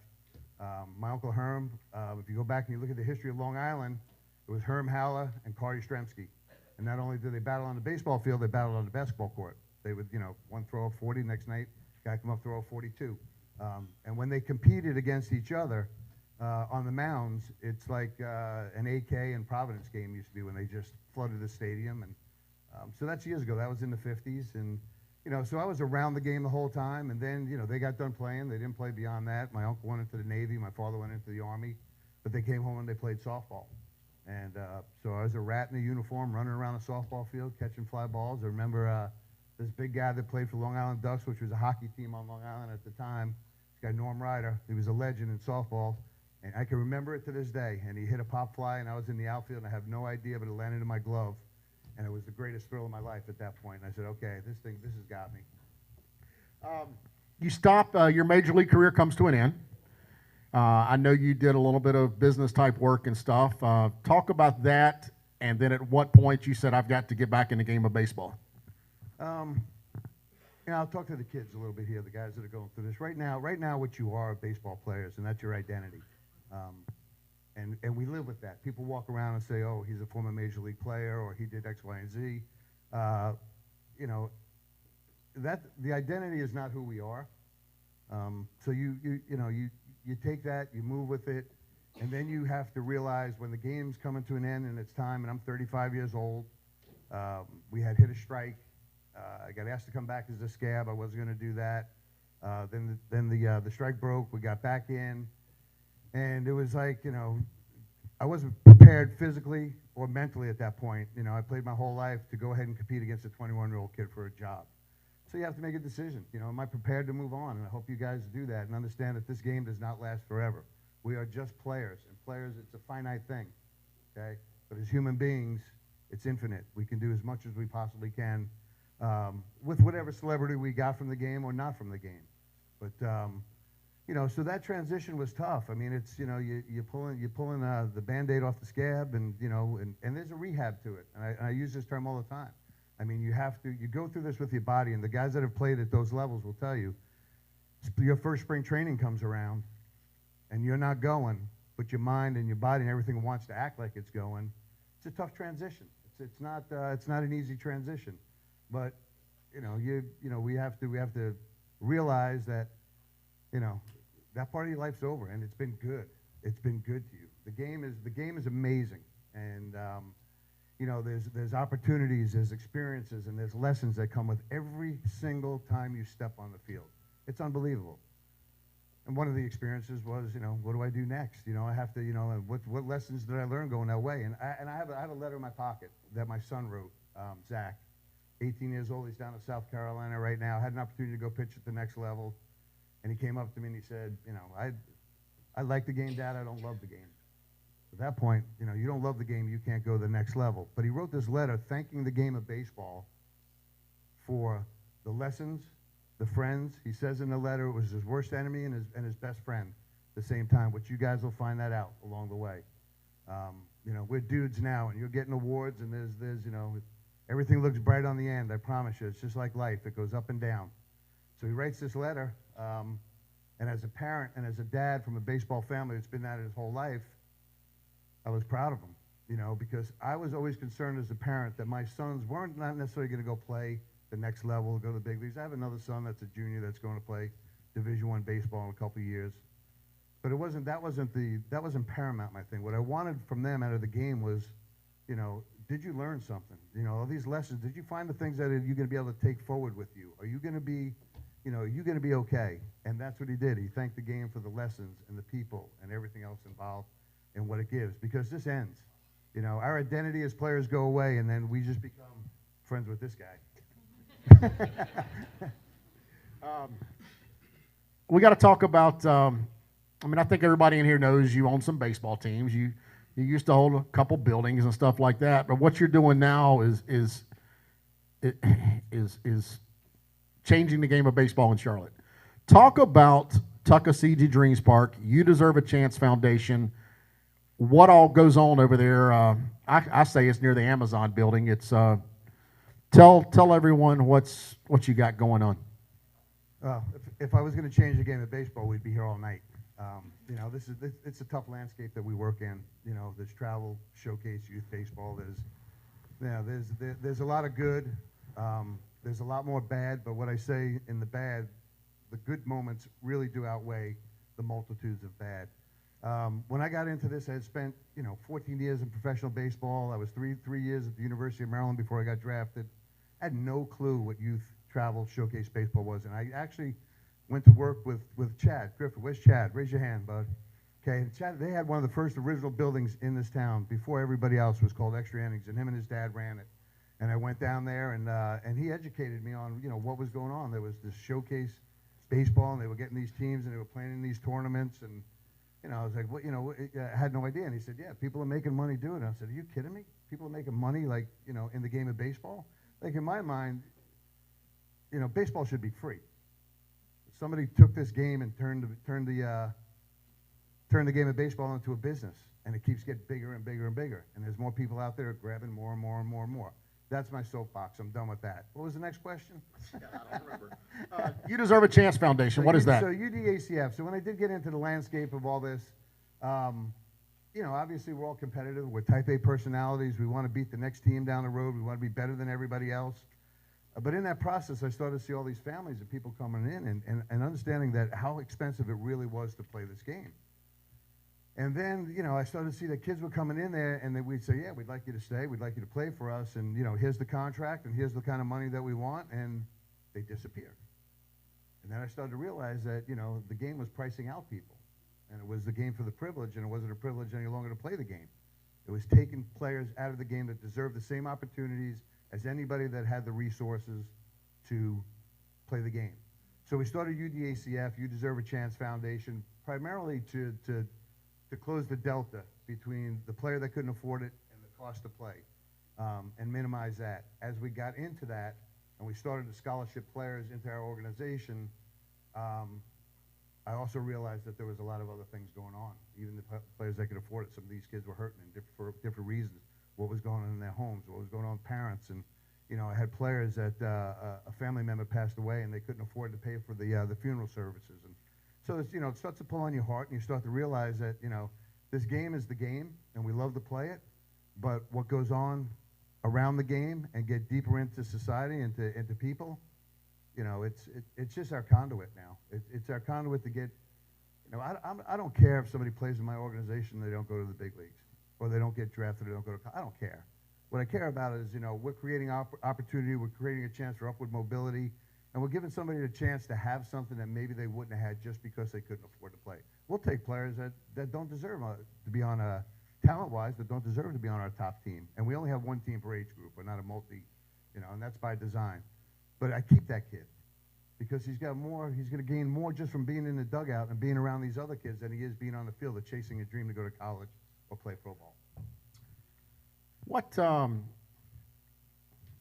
expectations, how have they changed from the time that you, Bob Zupsik, people your age were playing the game to now, the player expectations?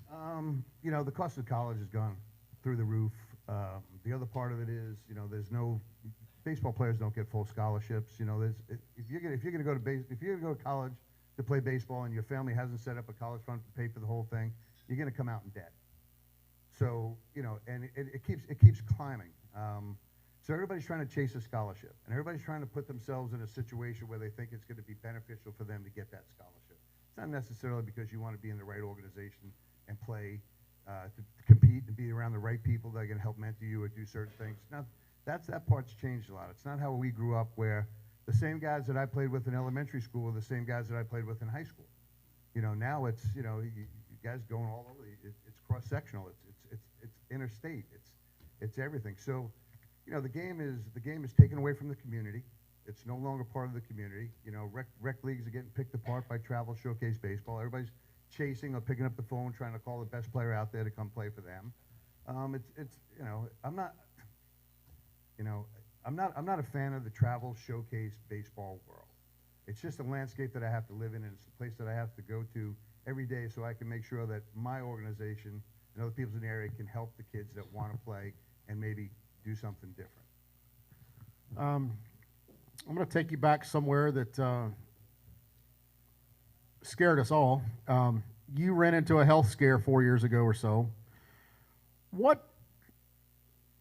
How did that change Jeff Schaffer, or did it change Jeff Schaffer? For about a week. No, seriously. I had cases of vertigo for years, and I woke up one night and I thought I was having a bad batch of vertigo, and I opened my eyes and the TV was at the other end, and everything turned upside down and started ripping around like I was in a hurricane. Went back to sleep, woke up the next morning, went to the gym. You know, I usually get on a treadmill and then go lift or something like that. Didn't have the energy to lift. I was coaching middle school baseball. I coached 5 years of middle school baseball, which I absolutely loved. And then I was sitting on the bucket, and my son was coming off the field from short, was on the first base side, went to stand up, and next thing you know, I was taking a nap in the grass. I had a part of my artery, carotid artery, broke off and lodged in my brain and took me out. So, you know, anything like that's going to change anybody. It's going to make you reflect. It's going to make you look back. It's going to make you appreciate some of the things that you didn't appreciate. Was fortunate enough that I'm sitting here now. I'm still going through it. You know, it's not that I was never not a religious person. I just never talked about God or anything like that. And, you know, I became a little bit more in tune with, you know, why I'm here and what am I supposed to be doing. So that kind of fast forwarded everything that we were doing in terms of UDACF and what I wanted to do for the kids in the community, and use the game to, you know, and use whatever, and I hate to use the word, you know, celebrity, but, you know, when somebody looks at you and thinks you're a Major League Baseball player, they think you're a celebrity. We're not. We're just people, right? We're just people in the end. We're good players. God gave us a talent. So for me, that changed in the sense that I wanted to do more than I was just doing, you know. And we broadened UDACF. You know, we started helping more people. We started helping people outside of the country. We started helping people in Alabama, Arkansas, you know, just different places. So it just put me in a different place in my head. I'm still an idiot. I'm still a tool to half these people in this room right now, you know. And I appreciate it because, you know, listen, I'm not about like, I'm about respect. And if you know, if I'm doing the right thing and getting the respect, then I've done the right thing. I don't have to do something to necessarily be a liked individual. I hear you say, I've heard this for 15 years from you. You always say baseball is about people and the relationships. Mm-hmm. What does that mean? You know, listen, you guys, you players right now that are getting these awards and everything, we're selfish. Everybody that's played this game, you go through a period of this game that you are selfish. You don't care who gets in your way. Okay, you have a goal. You're going to run through them, and you're going to try and get there. Okay. Then when it's all over and you realize that you don't have that level of competition or anything, you start to look around and go, well, how did all that happen? How did I get to the University of Maryland? How did I, you know, gain the accomplishments that I got there and the accolades? How did I get to pro ball? How did I beat the bushes for 8.5 years and then be sitting in a room one day and just happen to be in the right place at the right time, get called to the big leagues? Like, how did all this happen? And then you start to look back and you start to realize that, you know, it's people that got you here. It's not. None of us will do this on our own. You just can't, okay? And when Tripp says to the kids, thank you, parents, your thank you today is going to be a lot different than your thank you when you're 62 years old like I am. And say, you know what? Now I get it. You know, it's a token thank you. Hey, thanks for the $400 glove. Thanks for the $500 bat. Oh, yeah, thanks for taking me to Florida and you guys coming down and spending thousands of dollars a week to be down there, okay? It's a token thank you because we're selfish. We're young. We go through it, right? And then in the end, you start to go back and you look at the first time you put on a uniform. I can remember the first time I put on a uniform. I can tell you the name of the team. I can tell you the guys on it. And I can tell you my whole high school roster. I mean, I can go through the whole thing. I can tell you, I have a text with all these guys that I went to Maryland with. There's probably 25 of us. You know, there's players. Now, pro ball is different, and Bob will tell you, you know, your best friends are going to come from college and high school. Your best friends are not going to come from pro ball. Because, you know, you and I are on the same bench and we're going at the same position. At 7 o'clock, we'll compete together. Before that, I'm going to eat your lunch. I want your job. You know, and it's highly competitive. Highly competitive. But people have to be there for you to get there. The greatest, sometimes, you know, what was the greatest memory that you have in a game? I've had tremendous memories. I've had great experiences. I've played with some of the greatest players in the game. I got my first big league start in Yankee Stadium, and 3 busloads from Patchogue showed up, and, you know, and it was nuts. And I had people, you know, now they're New Yorkers. They're going to figure out how to get to the front row, right? And you know, they climbed down. But at the first play of the game, Ricky Henderson hit a one-hop line drive, one hop off the dirt, stuck my arm, dropped it, threw it across the diamond about 110 miles an hour, jumped in the air like this, and that whole section that was in Yankee Stadium jumped with me. So I had all those people, you know. I had my community. I had everybody that watched me, you know, come through the situations that I was in as a kid, and then get the opportunities to play at Maryland, then get the opportunities to go to pro ball, and then the opportunities to, you know, as a Yankee fan growing up, you know, to get your first major league start, Yankee Stadium, it's just mind-blowing to this day. Anything we haven't talked about that you think is important for people to hear? No, I think I kind of, you know, listen, to the kids, enjoy this journey, man. Enjoy it and play this game as long as you possibly can. I put that in my head, you know, whatever it was, I was going to play this game as long as I can. 8.5 years in the minor leagues, a grind. And Grady will tell you, you know, I mean, up and down. It's Bob will tell you. I mean, it's just, it's nuts. It's a grind. But I would not change a thing because the lessons that I got from it when I got done playing, I implemented in my business life going forward. The opportunities when you go back and look at them, every time you step on the field, there's an opportunity. There's an opportunity to get better. There's an opportunity to meet somebody else. There's an opportunity to show somebody you're a different type of person. The lessons and the experiences, they're invaluable. And you don't get that just in everyday life. We get that being in the dugout and in the clubhouse. And those are the things that I miss the most. It's not so much, you know, I mean, I still dream that I'm getting called up, but I forgot my glove or my spikes. Bob, you have those dreams? Every day. Doesn't go away. Doesn't go away. That I got called back and, you know, but I don't make it. But, you know, just look around you guys. Appreciate the people that you're with. Appreciate your parents. You know, put yourselves in the right situations to have the greatest ride that you're ever going to have, because this game is it. And as a player, it ends. But you know what? As a person, I'll finish with this, Trev. As a person, it doesn't end. You can stay in this game as a dad. You can stay in this game as a coach. You can do a lot of different things, and you can impact people's lives. Jeff, thank you. It means the world that you came to this tonight. Your friendship means more than I could ever describe, and thank you for being here tonight. I love you, man. Appreciate you inviting me. Thank you, guys. Appreciate it.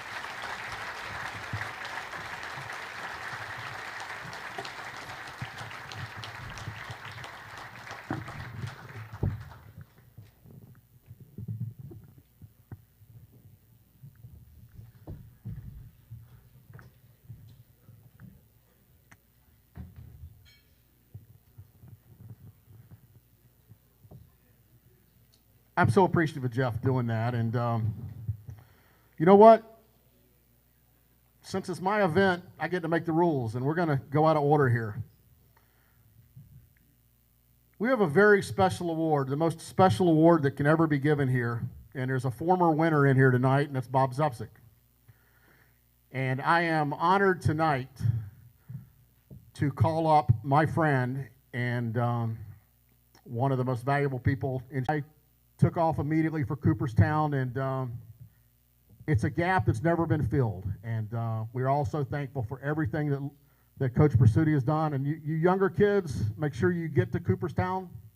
Whatever you do, go play there and experience that. But Jeff joins a list that includes Mike Schilt, Gary Hill, Don Mason, who is here tonight, Alan Tyson, Randy Rummage, Ed Walton, Jeff McNeely, Michael Bear, Bruce Bolick, Monty Sherrill, and Bob Zupsik. Pretty doggone good list for the city of Charlotte. So for the 2 or 3 of y'all three of you now in the fraternity that are here tonight, congratulations. Let's move ahead here. I just want to check one thing real quick because I kind of got out of order, and I don't want to make a mistake. So, the Rising Star Award. The finalists are Isaac Pena, Ryan Schwartz, Isaac Armstrong, Xavier Pelzer, Perry Hargett, Jacob Kirby, Neil Griffin, and Cam Miller. We've got 3 winners of this award. So hold your applause. Let me say all 3 of them, then it can come up. The 3 winners of this award are Isaac Armstrong, Perry Hargett, and Cam Miller.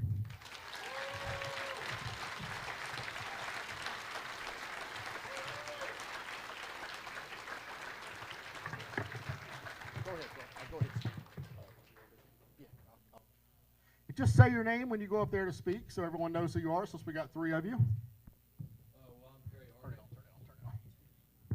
I'm Perry Hargett.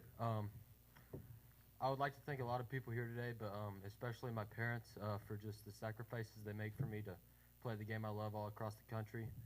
Coach Plyler, Coach Parker, and Coach Adams, thank you for just being godly men in my life that I can look up to.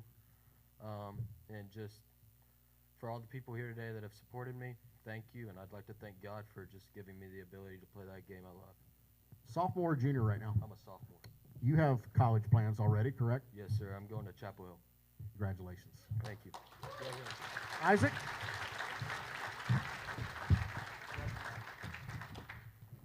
My name's Isaac Armstrong, and I also have a long list of people to thank, but first off, I'd like to thank Hot Stove for hosting this event, and I also like to thank my coaches and teammates that have helped me along the way, some of which are here. But most of all, I'd like to thank my family for the sacrifices they make for me so I can do what I want to do. Plans? I'm going to East Carolina. I'm a junior currently. And what led you to pick the Pirates? Love the coaching staff, love the area, love the fans. Bees Barbecue. Make sure you know what that is, okay? All right. Gotcha. And Cam Miller. I'd like to start by thanking God for giving me the opportunity to play baseball and giving me the ability to, be an athlete. I'd like to thank my parents for spending all their time and money on me, taking me places all throughout the summer. I feel like you guys have all been there, so thanks for my parents. I'd like to thank my coaches, Jake Robbins and Dr. Quisenberry over there, and Grady Little. And I'd just like to thank my friends and teammates, all you guys that have been here, who supported me throughout these years. Just thank you guys for all the support. Now, you're still deciding, right? Yes, sir. What are you looking for? Just a school that's going to have my back, and a school that I can connect with the coaches, and just somewhere that feels like home. Congratulations. Thank you.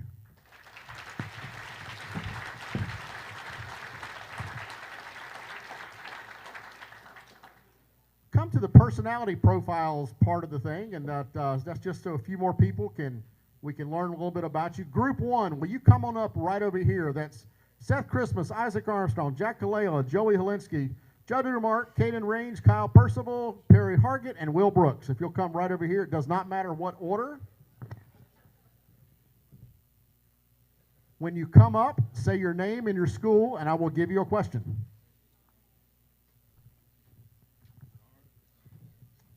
My name is Seth Christmas. I go to Hopewell. What is your favorite memory from playing youth baseball? Cooperstown. Cooperstown. Why is it Cooperstown? Me and my team, we won the final game 19-1. I remember that. I was there. Yes, I actually did the TV call for that game. Do you have plans for the future? Gaston College. Good luck. Thank you. Thanks, sir.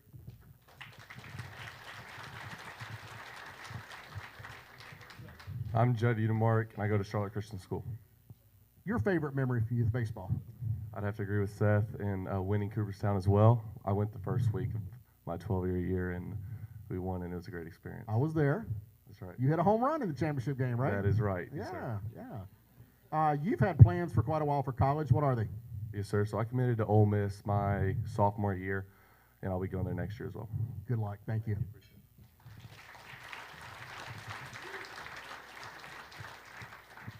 My name's Isaac Armstrong. I go to East Lincoln High School. Who is your hero and why? I probably have to say my dad, just because, he's, aside from all my coaches, he's the one that puts all the hours in with me every single week to make me better. Thank you.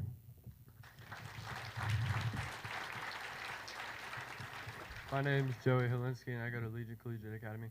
Best advice you were ever given, and who gave it to you? My coach, Devin Lowry. Best advice he ever gave me was just keep breathing and just keep moving forward with life. You seem a little low key. Is that when you get on the mound, or you just no pressure, no emotions? I hope you have a great season.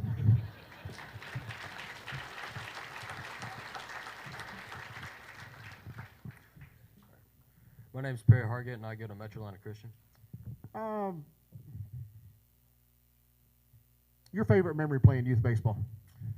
Personally, my favorite memory playing youth baseball would probably have to be hitting my first home run. I was playing 10U baseball with Steve Tucker and Carolina Chaos, and there's just no better feeling than, hitting one out and running around the bases for the first time. No, there's not. Thank you.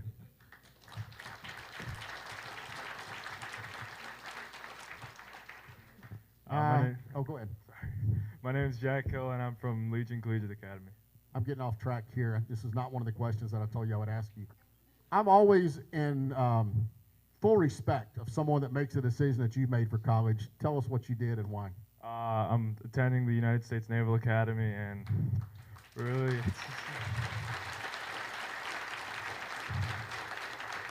it was something. Military wasn't always like, I always respected it like most people, but it grew on me as I got older. And kind of when baseball tied into it, it was really something I wanted to do. Good luck. We'll all be pulling for you up there.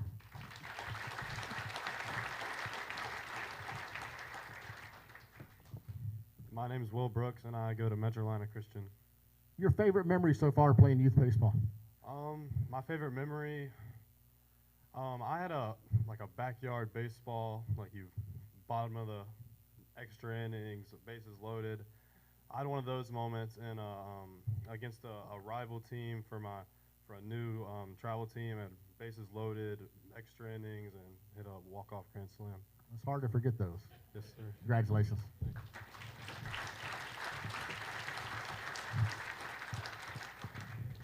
I'm Caden Range. I go to Carmel Christian. Who is your hero and why?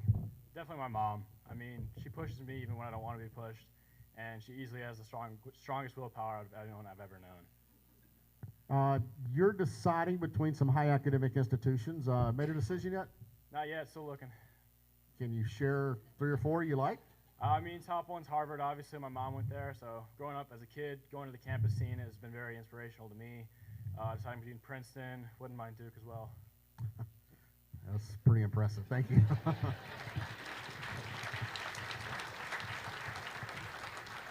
Hey, I'm Kyle Percival, and I go to Andrew Jackson High School.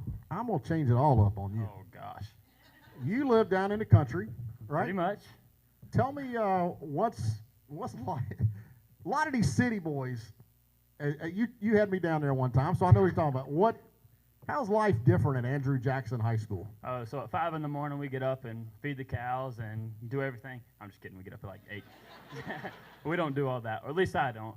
But it's pretty much, we go to a small school. You got about probably 400 people there, and you play with what you got. So we have some really good talent out there, and we have a chance. We played in the state championship against Legion Collegiate, and that was a very good series. They were in our region. But we have a chance again this year to make it all the way. But it's different, but it's awesome. So I wouldn't trade it for the world. Knowing everybody and every teacher there is pretty neat to have. So you can always go to them, and the community that comes out for the games. I think for the state championship, we had 1,500 people there in the game 3 of the state championship. So having the community there, and they're always going to support you with whatever you do, is pretty neat. Thank you, Kyle. Yes, sir. Group 2, Matthew Supa, Michael Foray, Neil Griffin, Nick Smith IV, Parker Lakey, Eric Anderson, Tommy Miller, William Bryant, Luke Holland, Luke Little.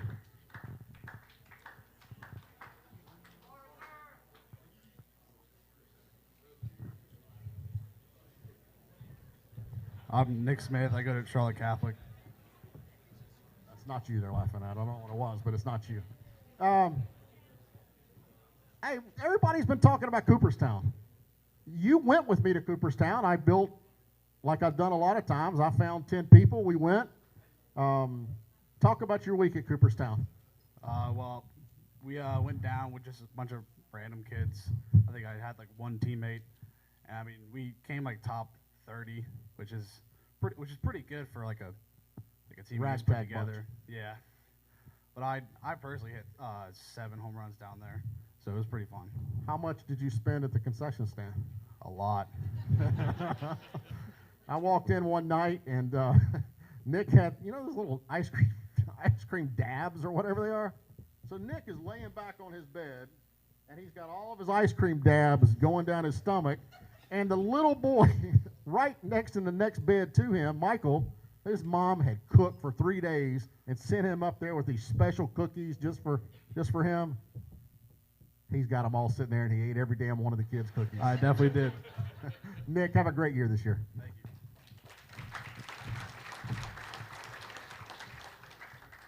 My name is Matthew Supa. I go to Ardrey High School. Who is your hero and why? I would say my hero is my mom. She's always pushing me to be the best version of me, and she's always just helped me reach my goals. Tell everybody what you're doing next year. Next year I'm going to Queens University of Charlotte to play baseball. Good luck.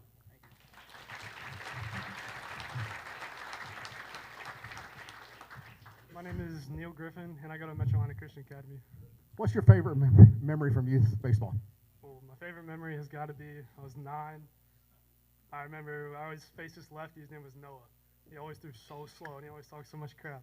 So he always threw it in there, and I just pimped it out as I knew it was going right when I hit it. It was the best moment ever. Good job. Thank you.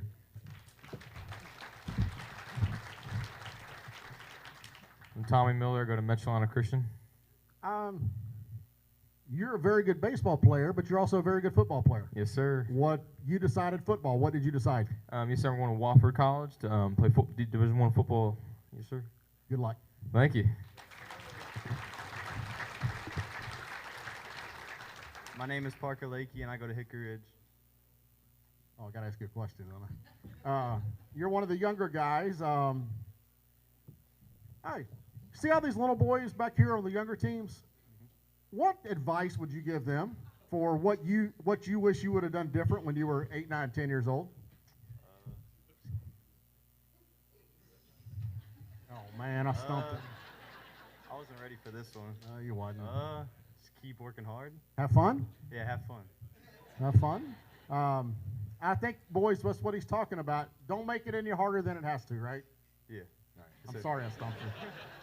Thank you. Good luck this season. I'm going to ask that question of one of you, so be ready. My name's Luke Hall, and I go to Huff High School. Luke, your favorite youth baseball memory? My favorite youth baseball memory has to be playing at the ESPN complex in Florida.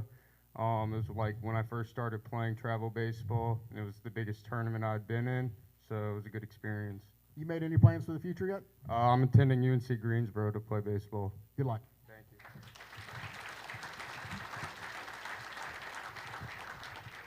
I'm William Bryant. I go to Myers Park High School.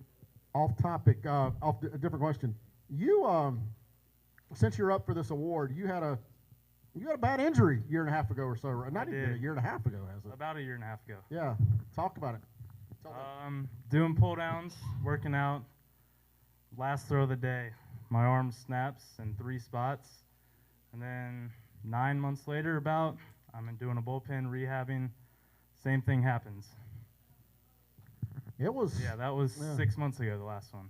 I saw the video of the first one, and it's something that It was pretty nasty. The mere fact that you've come back to that point. So, what does going forward look like for you? I'm about to start hitting, and then hopefully get to start throwing in about a month or so. You have college plans? I do. I'm going to NC State next year to pitch. Good luck. Thank you.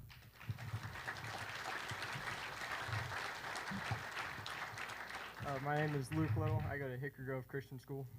What is life like with a family member like Grady? He has some funny stories, but it's actually pretty normal. I mean, he's just normal grandpa. Everybody sees him as somebody high and mighty. He's just your granddad, right? Just a grandpa. People come up and it's just, I mean, there's nothing special. I mean, he is. I didn't mean it like that, but there's nothing like a major stepping stone. He's just best grandpa you can have. A lot of fun, right? Tell him you love him. Thank you. Love you.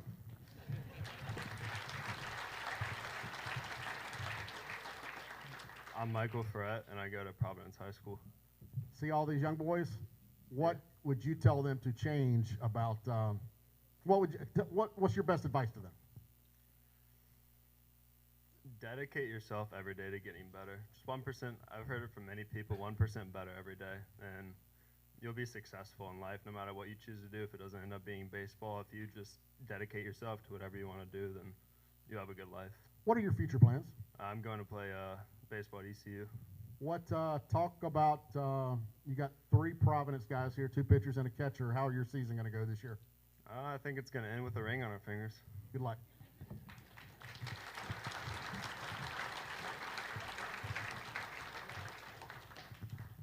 I'm Eric Anderson, also known as AJ Anderson, and I go to Carmel Christian.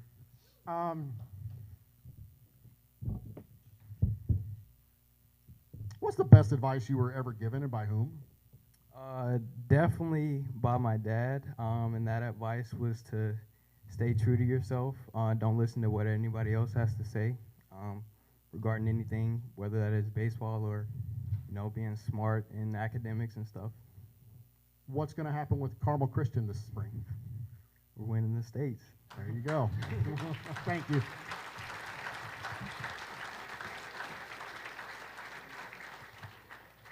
Adam Falk Tanksley Spirit of the Game Award. Adam, some of y'all probably know Adam. You might have volunteered or been to the Christmas tree lot that's in his name out in Waxhaw. Adam is now 18 years old. At a very young age, at age 3, he was diagnosed with stage 4 anaplastic Wilms tumor, an extremely rare childhood kidney cancer. He just had a 30% chance of a cure. He started his fight, 120 rounds of chemo, lost part of his lung, spent 325 days in a hospital between 2008 and 2010. He kept fighting. We think we fight on the baseball field. He kept fighting in life. 18 years old now, been cancer-free 7, 8 years. At the 2013 banquet, I went to Jeff, who was helping me then, and I said, we got to do something for this young man. He's a special friend of mine. And we named the Adam Falk Tanksley Spirit of the Game Award after him, and that's for the Comeback Players of the Year. This is one is really no loser here. We've got 2 incredible finalists in Brendan Pouliot and William Bryant. They're both working their comebacks. They both went through tough stuff. So let's give both of those guys a hand before I even give an award out.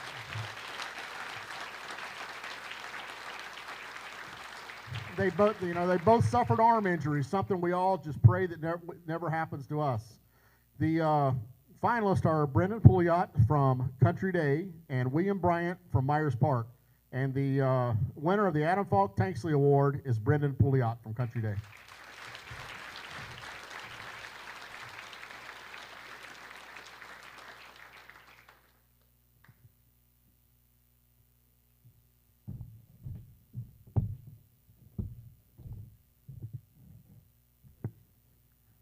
Good afternoon, everyone.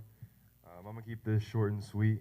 First, I want to thank Mr. Rokes and I want to thank Mr. Schaffer for gathering us all here today, being able to spend this time together. Next, I want to thank Dr. Fleischle. He's not here, but he did my surgery on my elbow January 29th, 2020. So he's been a big part. And I also want to thank Alan Tyson and the staff at Architect Sports. They've led me through this recovery process and made it a lot easier, that's for sure. I want to thank my coaches at Country Day, Coach Hennessy Smith and Coach Wilson. And I want to thank Coach Steele and Coach Hill from On Deck. And most importantly, I want to thank my parents throughout this whole process. You've made it back. You're pitching. I saw it with my own eyes. You've gone above 90. Yes, sir. So how strong do you feel right now? You feel 100%? Yeah, I'm just reaching the 2-year mark, and I'm close to feeling 100%. It's getting a lot better. And you're going to take your talents where next year? UNC Asheville. Congratulations. Good luck. Thank you.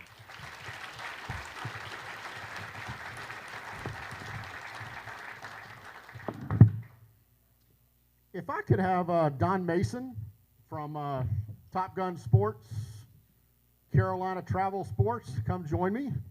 There's not a person in here that didn't play in tournaments with Don. That's for doggone sure. And we're going to present the Top Gun Youth Baseball Team of the Year.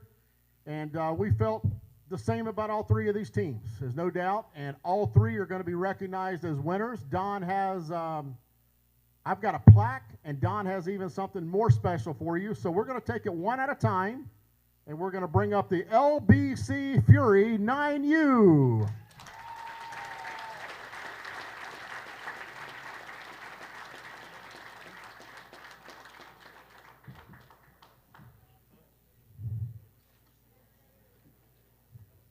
And let me say, all 3 of these teams were so wonderful to work with the last month and a half and just so enjoyable.